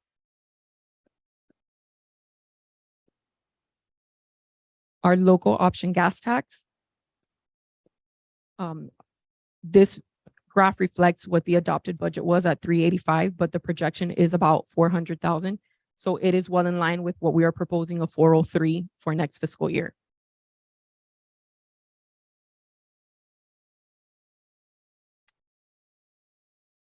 Going along with the 403, we have a prior year carry forward of 212. Of that 212 in the carry forward, 100,000 was transferred into this fund to be utilized for traffic calming. As of right now, there is an ILA approval from Miami-Dade County to be able to move forward with doing the traffic, the speed bumps. Yes, ma'am. Speed Sorry, I bumps. heard you say traffic calming. All of you like put your heads up when I said the 100,000. How much is in there for traffic calming? What is proposed in next fiscal year is 135,000. 100 of that came from the carry forward in April into this fund, which was on the list of things that if they were not completed, they would go back to. So then that is more than likely going to go back. I'm not well versed on where it is in the step. All I know is that there was an ILA approval from Miami-Dade County. That's something that I'm willing to lose in exchange for tree trimming or sidewalks or something more productive than traffic calming. That's why And I there's felt a it was important conversation to that I share. have pending with the attorney regarding public safety and the traffic calming devices. So I didn't mean to interrupt you, No. but my radar went off when you said. All of traffic. you looked up like, Yeah, and the reason why I looked up is, that number seems pretty high for what we're likely going to be able to do, especially since we're still waiting on the county to authorize us to do this. But again, the reason why I had been supportive of it in the past, and maybe the better solution is because I'm with the councilwoman, I would rather reduce that to a more reasonable size. I did have a lot of residents in the Royal Oaks area that were requesting this on certain streets that are very long residential streets that are notorious for speeding. So obviously they would still have to be subject to all the kind of requirements, doing the study and everything else. But, at least for me, for my 2 cents, I would not want a complete erasure of that line item, but, at least a much smaller amount for sure, based on what's feasible in the upcoming fiscal year.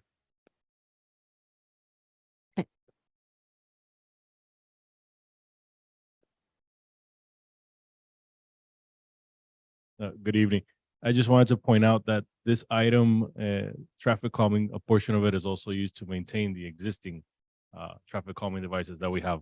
So There you go. That's the problem, maintaining them. The more we install, the more we have to maintain. well, the only public amount safety. you'd be able to move out of there is 100,000. So right now the budget for it is 135. Perfect. Thank you. Any other questions before I move? You may proceed. Thank you. So that makes the total revenue 616,000. As I mentioned, the 135 for traffic calming, you have 25,000 for sidewalk ADA compliance, 20,000 for pothole repairs, 60,000 for pressure cleaning, 180 for sidewalk replacement, 10,000 for signage, and 185 for roadway maintenance, balancing that budget out again, 616,000. Before you move on, Omar, what exactly is roadway maintenance? Like what is covered under that? So that we would use to mill and resurface roadways that are failing. We'll also use for large, what we call a sinkhole, where we have a large cavity opening up. We have to rework base and subgrade, et cetera. And yeah, and some of that goes to green spaces in the median that Parks manages for irrigation and things like that. Okay, thank you. Omar and I have also discussed in coming year to maybe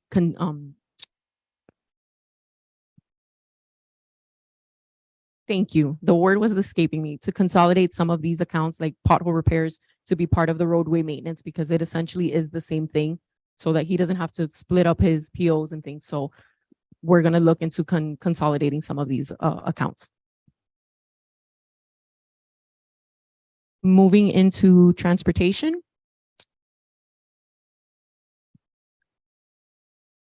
This is also showing an increase of 1.5 as compared to prior years. It steadily continues to go up. The transportation budget is just projecting a carry forward of 21,000. And it's split up with salaries at 37 and benefits at which the salary for this is split up between transit and transportation 50%. Transportation studies at 35,000, education and travel at 4, street light utilities at 300,000, bike path repairs 25, the administrative expense 76,000, funding for 59th Avenue 861, funding for Northwest 77th Court Greenway South 118,000, and funding for Fairway Drive bike lane and crosswalk 89,250. This was budgeted, that 89 was budgeted in the prior year, thinking that the grant was going to cover the design portion and that it would be reimbursable. However, it was not. So the remaining, we had funded a portion of PTP last year for that specific project. However, we were considering that the grant was going to reimburse the design. They did not. So this is the additional funding for that.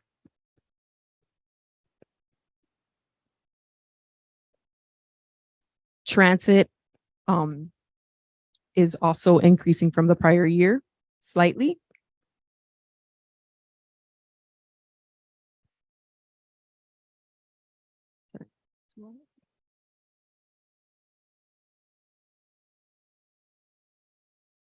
We're expecting 381,000 from CITT for transit, a freebie grant of 203, freebie advertising at 6,000, and a projected prior year carryover of 271,000.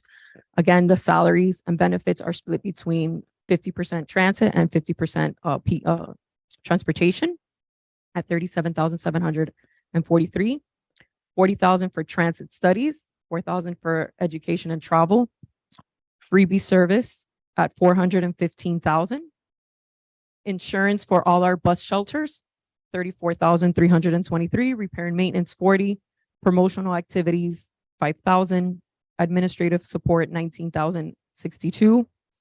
Some monies are allocated to put some car charging stations within the town at 45,000, and then we have a reserve of 222,000 for a total budget of 862,222. Our mobility fee trust account is projected to have a carry forward of 13,966, and it is placed in a contingency reserve account for a future project.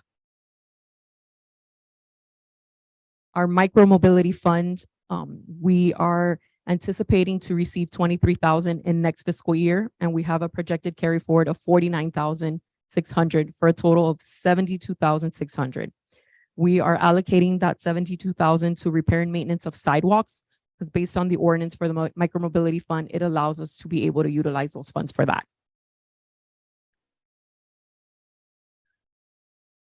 Moving on to impact fees, we have public safety impact fees, road impact fees, and park impact fees.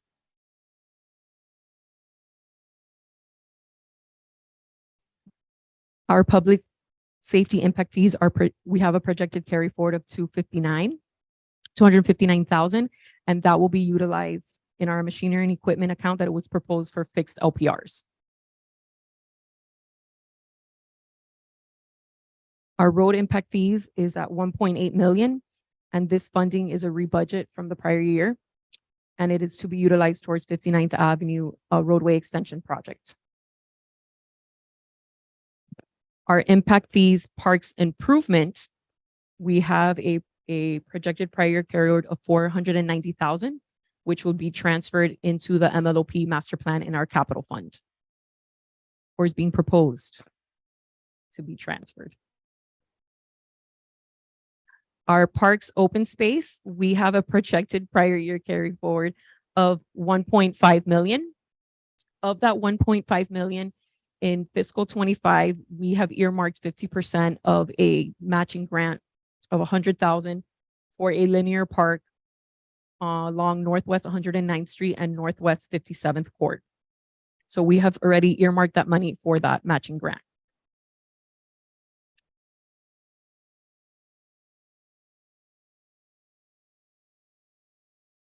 Our building fund, we have our administrative portion of building and we have our technology portion of building. So the building administration, we have lost plans at 10,000, our building permits at 1.2, violation fees at 25,000, interest at 10,000, and a projected prior year carry forward of 878,000 for a total of 2.1 million. Wait till we get to the technology side. So the technology fees are at 145, and the prior year projected carry forward is 940,000 for $1 million in building technology for a total budget of building administration and building technology of 3.2 million.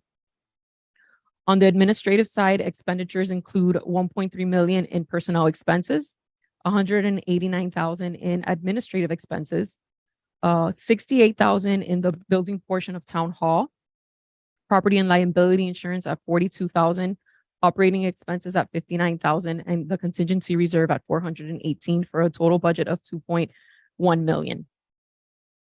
The expenditures for the technology portion, operating expenses are 86,000, capital equipment and software is 98,000, and the contingency reserve is at 900,000 for a total technology budget of 1 million. Total building expenditures for administration and technology are 3.2 million. Skip the slide.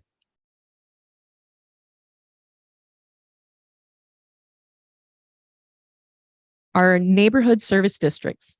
Before you have the historical assessment rates since we took it over from the county. And we also have the proposed rates for this coming fiscal year.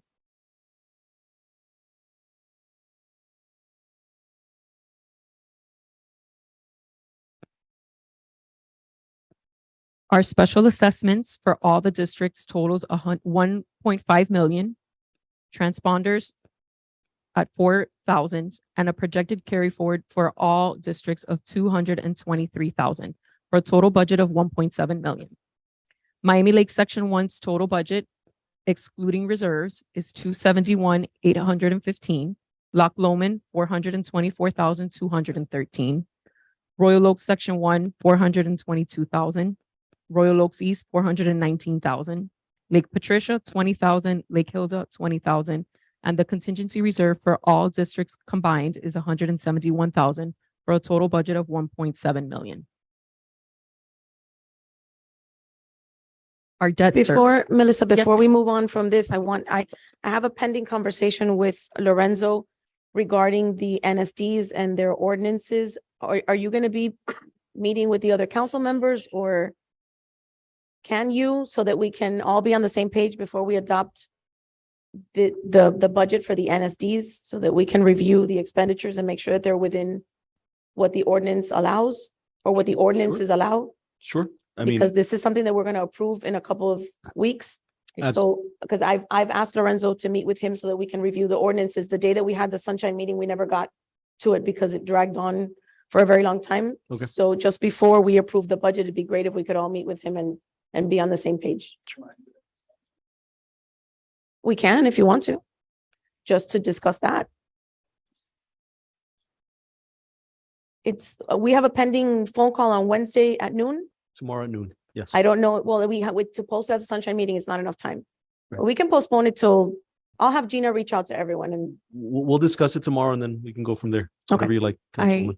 I would like to make a note that September 15th is my deadline to advise the county of whatever changes are made to this new proposed NSD budget as far as the assessment rates. If it does not get approved at this point, it will revert to whatever was approved in I think it was August or July, the first go at it. So if this ordinance doesn't get approved now on second reading, I cannot advise the property appraiser's office of what the new assessment rate is because my deadline with the property appraiser is September 15th. so if we were to be able to meet at this week, let's say at some point, if we were to be able to meet on Friday, would that give you enough time? Well, it would be approved at the September 12th council meeting. Correct. So I just need to advise the property appraiser of what the assessment rate is by September 15th. Okay, but will that give you enough time to tweak the budgets and, Well, right now, the proposal is that what has been proposed now in August. correct? So between the council meeting and September 15th, if we had to remove, let's say, one line item because it was outside the parameters of that, it gives you enough time to do that. And It should, I think the only thing it will change. I mean, it would be maybe one thing. I don't think yeah, it'll be it a would lot. Change my administrative costs into the general fund. So. So It does change some things, but it's nothing drastic. Okay, What I need to advise a property appraiser is just of the assessment rate, not of the budget. okay, So it gives me time to make the tweaks for our budget, our first budget hearing on Okay. September 4th. perfect. I Thank just you. wanted to let you know that if the item fails, it will remain at what was already submitted to the property appraiser. Okay, There will be no reductions to what was already submitted. perfect. Thank Understood. you. Okay. So I think I'm gonna try for Friday, the sooner the better, so that you can all meet and have the sunshine meeting and still give plenty of time to Melissa. At Only thing least I need for September. 15th they is the meeting assessment with rate. the attorney. If Friday's not available, yeah, no, it's gonna have to be then Tuesday.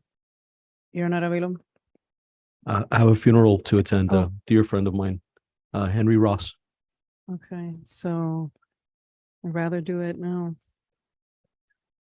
So Tuesday at some point, if you're all available. The council meeting is not next Tuesday. It's next week, the second week. I'm available on Tuesday if everyone's available on Tuesday. Lorenzo, you're available? I have a meeting from 12:30 to 1:40. And then have a break in between until 2:30. As far as the scheduling on that day, but otherwise would be available. What works for you? Mornings, afternoons? I have a 2:30 to 3:30. After 3:30, I'm fine. So we have After- 3 council members After available 3:30, are you available? 3:30. 3:30. He said after 3:30. Yes. Yes. Louis? Okay, So perfect. Tuesday I afternoon, will after post it 3:30. for 3:30, that's fine. 3:45. 4 o'clock? 4 o'clock? 4 4 o'clock. o'clock? Okay, perfect. Thank you. Sorry, Melissa. No worries. Moving on to debt service.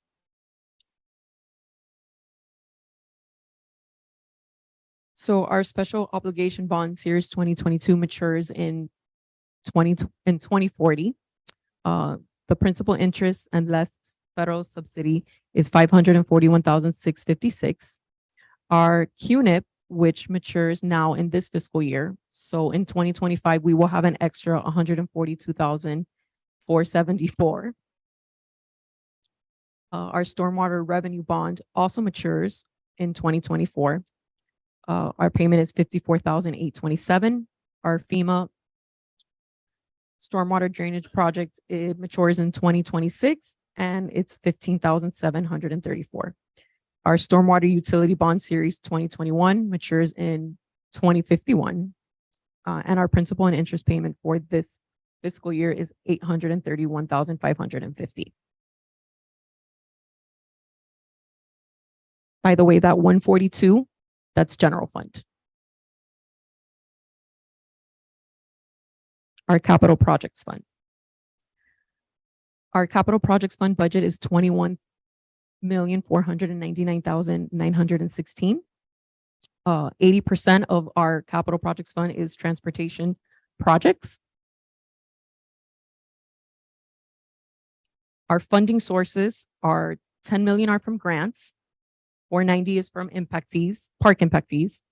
$1 million is from PTP, 80, road impact fees of 1.8, interest income at 5, local option gas tax at 154, special revenue fund other 200,000, and a projected prior year carry forward of 7.3 million. Our parks capital improvements include our senior center build out at 500,000, our Royal Oaks generator at 525,000, which is a grant. Our MLOP tennis court lighting project is 183,703. MLOP storage facility at 239. MLOP master plan at 1.4 after the transfers that have already been mentioned in this presentation. The entry feature for 67th Avenue is 40. Canine Cove parking is 50. That was part of the carry forward in April. A part 3 at 230, and our transfer out from MLOP to the general fund of 366,323, and a small contingency reserve of 4,000 for the total parks capital improvement budget of 3.6. Melissa, can I ask you, the tennis court lighting project, Yes, ma'am. is that something that we already did, or is this in addition to? That is a project that you guys approved probably When a Jeff year Rodriguez ago, was year and a here. half ago. We went through, we got all the specs, you guys allocated the money. I think it was not from last year's carry forward. It may have actually been from the previous year's carry forward. And then we submitted it to the school board because the tennis courts fall on their property. And I finally had to enlist the help of Mr. Bueno Okay. to intervene because people at lower levels in the school district were really dragging this on. I'm telling you, it was months in their shop just to get their approval. It was, yes, it's on their property, but it's our money, or we have the design, we're ready to go. Right, this is the money that we allocated from the development agreement. Yeah, it was, so I think it was two years ago. Right. Or a year and a half ago. So Mr. Bueno is moving he's moving a lot of things there. If anybody can move it, he can move it. Right. So he's committed to do it. He's been working with me and the staff for the last, 5 to 10 days, trying to get things done, and it's finally moving and. Okay, but it is that same project. Correct. It's just been on, Okay, it's been stalled. no, I understand. Thank you. Any other questions regarding the parks capital improvement budget? Quick question, the part 3, is that budget for the entire project or just for the planning and It's funds for the design. design? There's like $1 million. There's money in open space that I think is targeted for if we ever get that done and if the Grahams are able to get that whole issue mitigated with County Durham. Yeah. And we're able to take that property. This money is for the design, but there's money in open space for the development of it. Okay, so it's remediated, it's cleaned up, it's ours. This is just to plan out a passive park. Okay. In open space that can be utilized for this, there's 1.4. I'm sorry, say that again? That in open space, in impact fees, there's 1.4 that can be utilized for this. Okay. Thank you. And the parking for Canine Cove, that was on the list of of projects that if we didn't get done, But that one has already been encumbered. It's already in permitting. It's with the county. We're okay, so reviewing that it. one is moving That one's forward. already done, and that one, although it's one of those that I said is not done, but it's already Okay. encumbered, it's underway, it's in permitting, it's to be done. Okay, So that one I don't think qualifies for the, send the money back. okay. Any other questions? We're almost done.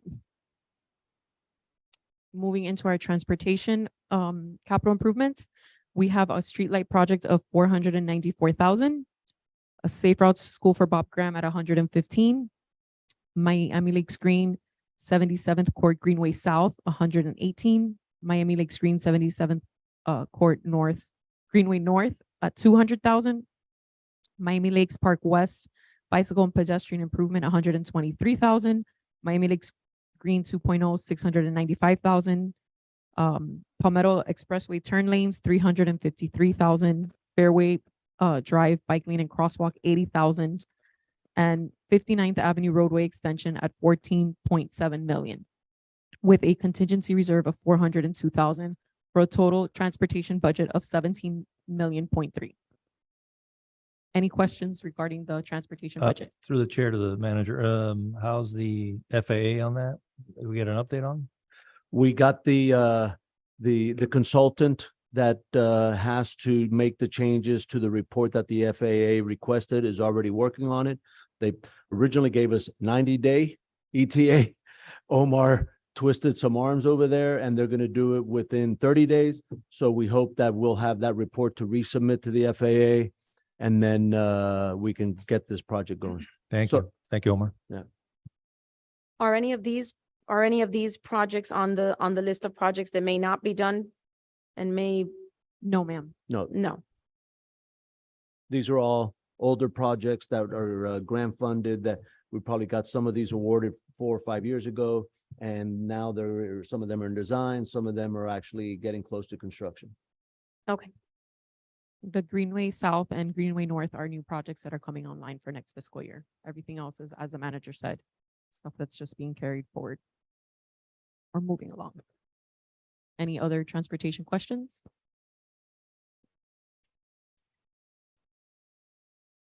Stormwater capital improvement, we only have one project in this capital fund, and it's Royal Oaks First Edition. It's budgeted at 373,000, and there is a contingency reserve of 167,000 for a total budget of 540.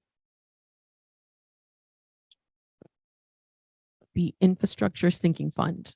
As mentioned earlier in the presentation, we are proposing to defer the 150,000 from the requirement to this fund. Right now, there is a projected prior year carry forward of 370,000, and it is allocated to the replacement of 2 AC units at Government Center at 96,000, a second AC unit at Royal Oaks of 60,000, Royal Oaks ice machine 6,000, Royal Oaks control system for the AC and the lights at 12,000, and the resurfacing and epoxying of the floor at the youth center 12,000. With a reserve of 184,000, which makes then the budget 370,000. A quick question, and maybe this can answered by the attorney. I don't recall the specific items that are listed in the sinking fund. If an item was not listed in the sinking, an ice machine, I'm just using it as an example because I don't recall, right? But if an ice machine was not listed in the factoring of the sinking fund, can you take out from the sinking fund an ice machine? The ordinance doesn't prohibit it because the ordinance talks about it being a capital item, and it's not for the regular maintenance of a capital item. It's for the replacement or replenishment of a capital item, and the capital item has to be as defined by GAP. I have the language here that I okay. can read. It's section 2 of the body of it states purposes for which the long-term infrastructure renewal may be used. Funds may only be used for the renewal or replacement of capital assets as defined by general accepted accountant principles and are identified and accounted for by the town financial records. Section 3, prohibitions. Long-term infrastructure renewal and replacement funds may not be used for routing, repairs, and maintenance or any other costs that do not extend the life of the item. That's what I'm reading here. Right, well, my concern, thank you, Councilman Diaz. My concern is, again, going back to the formula. If the formula never contemplated an item in the sinking fund, and now we're going into the sinking fund for items that weren't contemplated as part of the formula, we're over dipping into the sinking fund. Yeah, and I think that asset list may be fluid to some extent, right? Some of the things are going to be there and they're there forever, you know, like the ACs here, they're there, right? But I think that is the point, or the question that you're asking is why it's so important to continue to revisit that list, right? Because I think that list throughout time, based on what's in the list, what's not in the list, based on how old are the items that are on the list, what is the lifespan? When, for instance, these ACs, when we replace them, these ACs up here, maybe they had a lifespan of 8 years, where a new one that's being built in 2023 may have a lifespan of 12 years or 10 years. So that, I think, lends itself to the point that you made earlier, which is the periodic, I'm not saying every month or every year, but every at least 2 to 3 years, that list has to be revisited to look and make sure that it is as complete it's a snapshot in time. For that snapshot in time, that list is as accurate as possible, and that the parameters of the items in that list, for instance, the replacement value, the age, and so forth, is as close to being as close as possible. I think that I don't know. I wasn't here when you guys, I think it was approved the very first meeting that I was town manager, but obviously it was in the works for a long time before I took the helm. I think that list was never meant to be to the penny. You know, that list was developed, and I don't want to speak for Ismael and Carlos, who were here and helped to develop it before I got here, but I think that list was developed to help us find what is an appropriate number. Is it going to be exactly to the penny?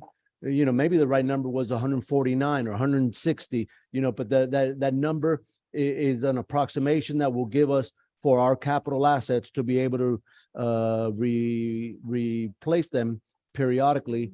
But I think that it lends itself to that periodic review every so often. Yeah, no, and again, I think we tap dance around the issue. If there's an item that's being dipped into the sinking fund that wasn't part of the original calculation, it's going to erode. Yes, I the agree. amount of money. So I don't remember. Again, I'm working off memory, but I don't remember like the ice machine. I don't remember the epoxy flooring. I know that there was other things like parking lot repavement, you know, stuff like that. So I think you're right, and I think we're both saying the same thing in a different way. I don't think that the ordinance prohibits something like the ice machine that may not have been on the list, but I think it qualifies as a capital item in an appropriate facility. So I think it qualifies based on the ordinance, but it does. I agree with you. It qualifies based on the ordinance. I just want to make sure that we go back into the ordinance and say, Right. if we're gonna amortize the list over, we're adding A, B, C to X, Y, Z, then we have to I recalculate. concur, and that proves the importance of that periodic review of the list. It jumps out at me because I look at it from an accounting perspective. That's not a replacement. Yeah. Mr. Manager, I wanted to ask two questions that I have. The two AC units that are being replaced in this building, looking at it, just looking at the numbers, those two units seem to be less expensive than the one unit that is going to be replaced at Royal Oaks. It may be the size. Omar, do you know what the differences are? Because Royal Oaks is much smaller than this facility. Yeah, this building, if I recall, is split 4 units. 4 units, and that one will be one for the main area, but I'll provide a clarification. So the for units that are being installed here, There's 4 There's here. 4 units for the entire building. And each so of the it's split. 4 here have 2 compressors. mhm. 4 compressors. 4? Yeah. 4? So there's 16 compressors here?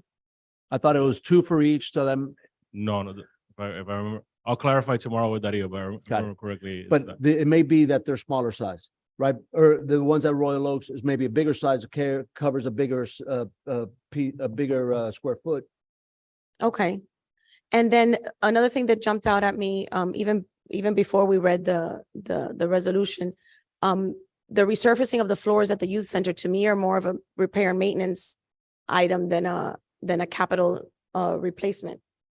Because we're not replacing the floor, we're just resurfacing it. Yeah, but So- it's similar to what we did with the tennis courts. I think that at MLOP, that is, and I think that meets the letter of what the ordinance says, which is talks about renewal or renewing or I remember that you just read the word, but it's almost like something that needs to be kind of redone, but not necessarily, we're not going to tear out the floors and put in a new floor. But there's a term there that we read the ordinance before we proposed this item. Right, something that significantly extends the life. Correct, right. That's. But that's in the prohibition side, that the funds have to be used for something that works. And Right, that will significantly extend. Renewal or replacement of the capital item, of the capital asset. So, and we believe that qualified. Okay, And it was obviously an appropriate facility that met the criteria and it Well, was. But you also got to read it in concert with the following section on the prohibition side, which says long-term infrastructure renewal and replacement funds may not be used for, it says routing, but I'm sure they meant routine repairs and maintenance. So what Right. disqualifies that? And to me, this redoing of the floor is not something we do on a routine basis. It's done every X number of years. So that. right, and maybe I'm just thinking of it with my accounting hat on. For accounting purposes, this is a repair and a maintenance item for accounting purposes. It's Right. just general maintenance. If You you, seal it so that the floor, but this is more than just that. I think it's kind of redoing the entire floor without, the top layer of the floor. Yeah. And then putting the epoxy. And if I may, going to what Councilman Diego said, going to the prohibition side and reading in concert, and I agree, you have to, it also says comma, or any costs that do not extend the life of the item. So here what you're doing is extending the,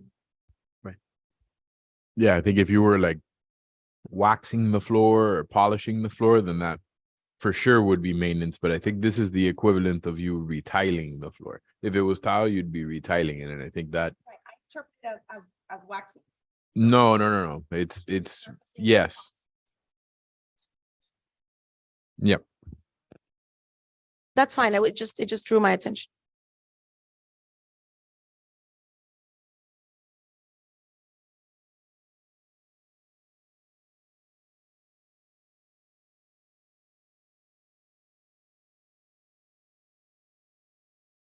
May I move on or there's other questions? Please, for the love of God. I'm trying. Almost there, yes. I think this is the second to last fund that we're going to discuss, which is our enterprise funds. Our stormwater utility fees are increasing. However, if you notice on the graph, we had 2.5 adopted last year, and that was based on our ERUs being the projection of our ERUs was higher. Now we have a realer number. It was 21. Now it's at 19. That's why you see the revenue less. Any questions about that?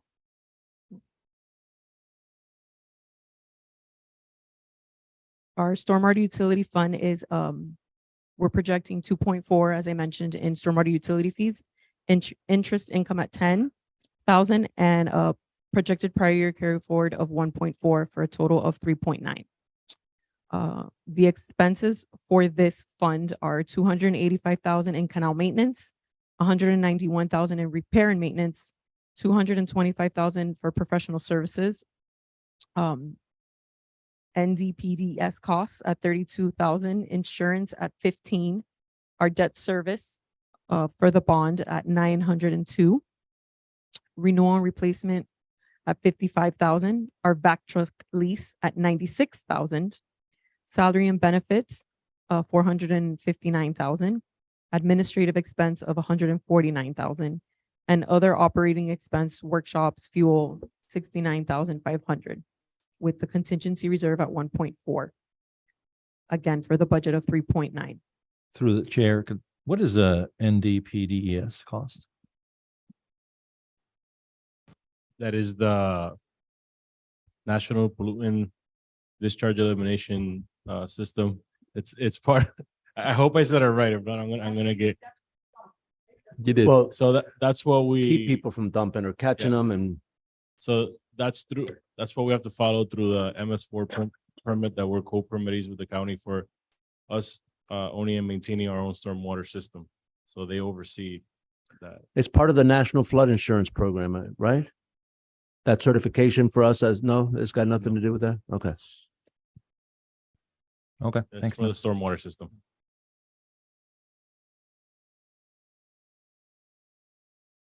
Stormwater Series 2021 bond fund. We have a projected carry forward of 11.9 million. 1.4 of that is in contingency reserve. 17 is for Northwest 153rd Terrace. 161,000 is for Westlake Gardens 6th edition. Alameda Northwest 321,000, Westlake Gardens 220, Royal Oak 6th edition 1.4, Royal Oaks 8th edition 21, and Royal Lakes 1st edition 1.5. Expenditures continued.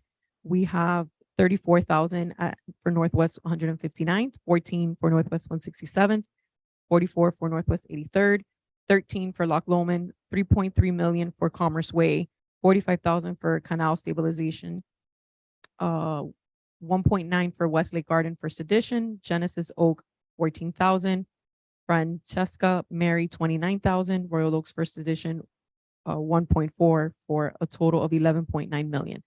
For this fund and for the ARPA fund, all the projects are budgeted as they come on board. It comes before this council before we issue a work order, and then we allocate the funds from reserves to the actual project. Is this 45 the last of the canal stabilization?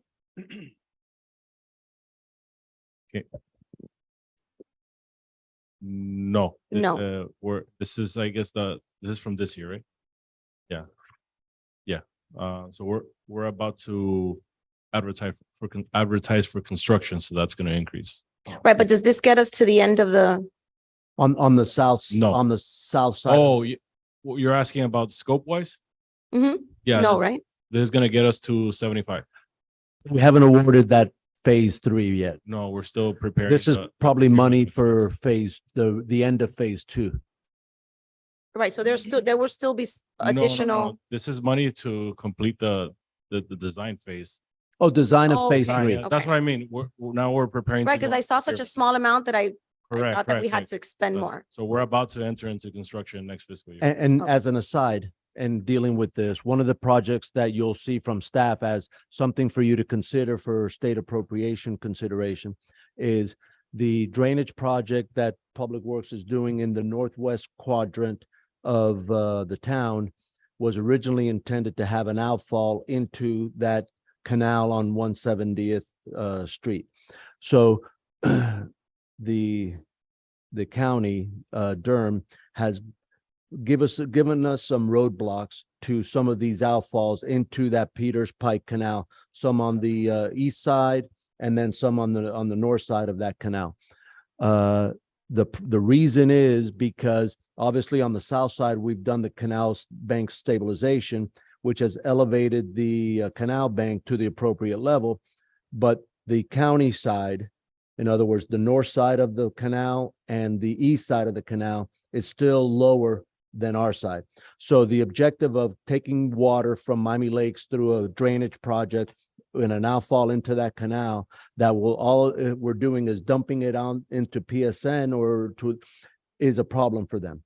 So one of the projects that we're going to put on your list to consider is to ask for a new state appropriation for canal bank stabilization phase 4 that would elevate the north side of the canal to the appropriate level, so that then the drainage projects, we're building them without the outfall, but ready to put an outfall in. All right, so the size of the French drains are enough to properly drain the neighborhood, but always it's better to have the outfall, right? So we're gonna have them ready with a device, with an apparatus, ready to connect to an outfall. But once we can get the north side of the canal bank stabilized and elevated to the appropriate level, then we don't have the question from Durham of whether we're just taking Miami Lakes water, putting it in the canal, and it'll just dump and flood PSN for Miami Lakes's benefit. So that'll be on your plate for you to consider.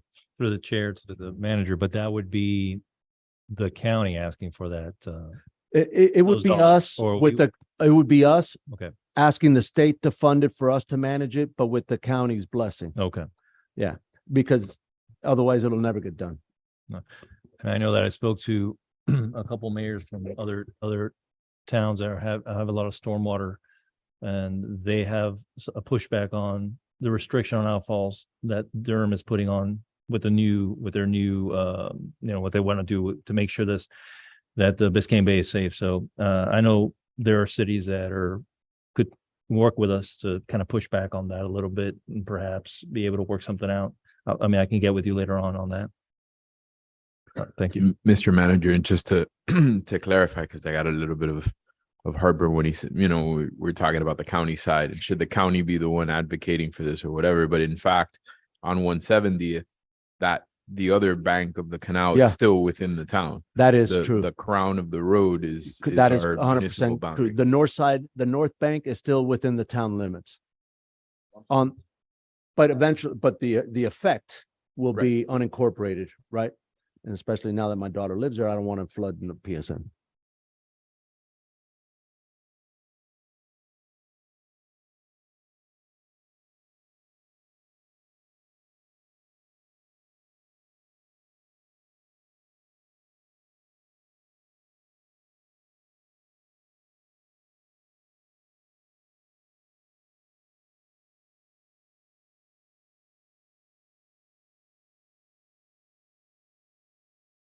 The American Rescue Plan Act Fund, I should have mentioned this with the stormwater bond, but when you see small amounts, it's usually the design.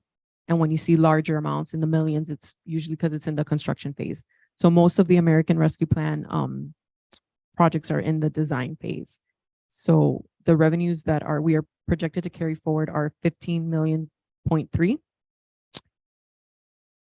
The contingency reserve is at 13 million, and then Big Cypress 17, Northwest 158, 990, Royal Point 912,000, Sevilla Estates Phase 1, 17, Sevilla Estates Phase 2, 12, Royal Oaks 52, Florinda Estates 19, Royal Gardens Estate at 16, and Royal Oaks 3rd and 4th Edition at 25, and Northwest 79th Avenue at 15, for a total budget of 15.3 million.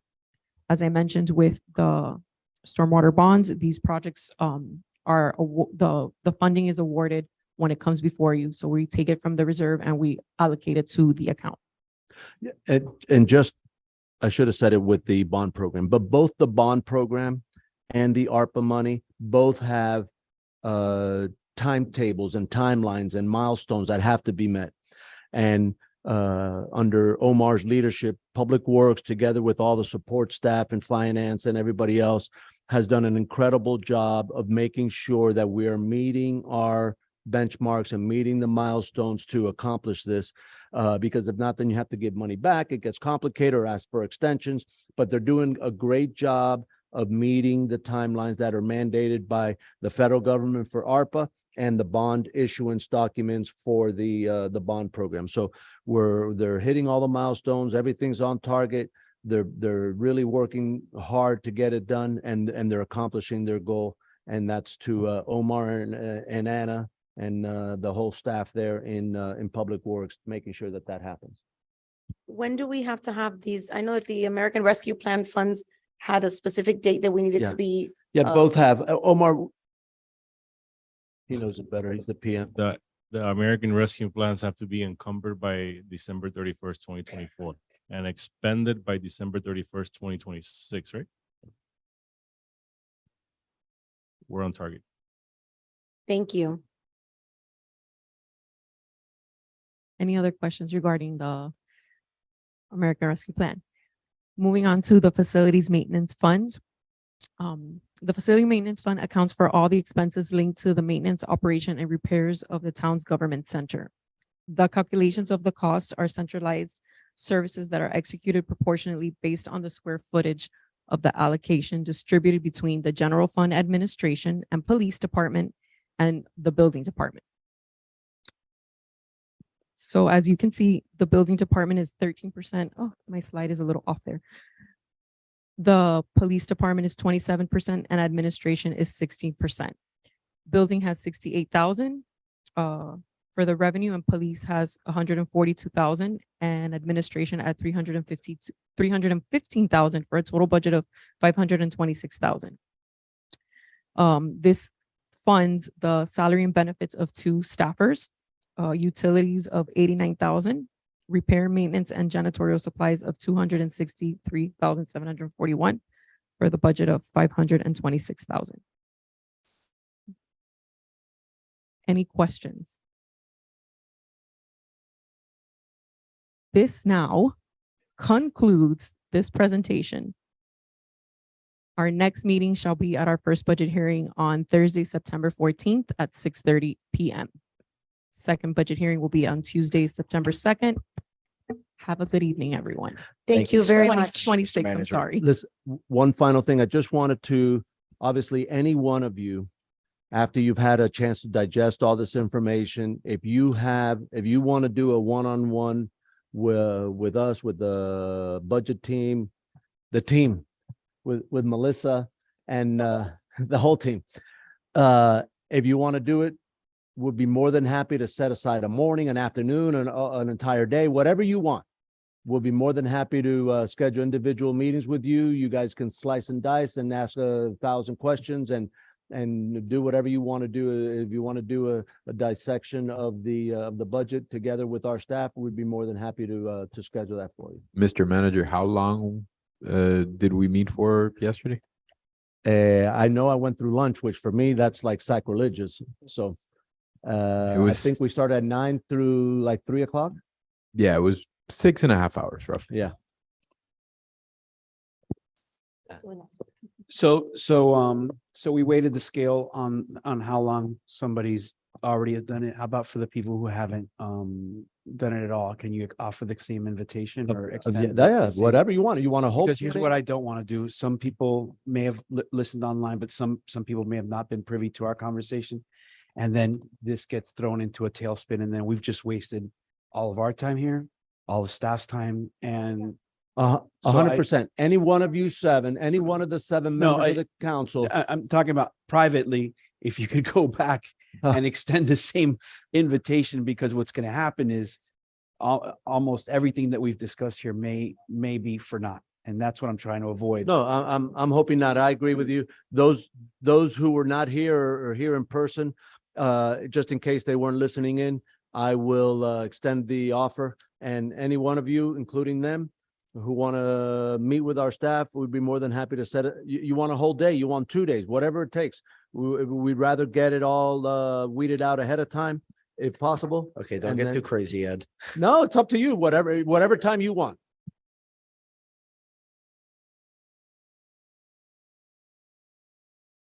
Thank you very much. Thank you, staff. Thank you, Mr. Manager. I appreciate the time and the patience. Everyone have a great evening. Thank you.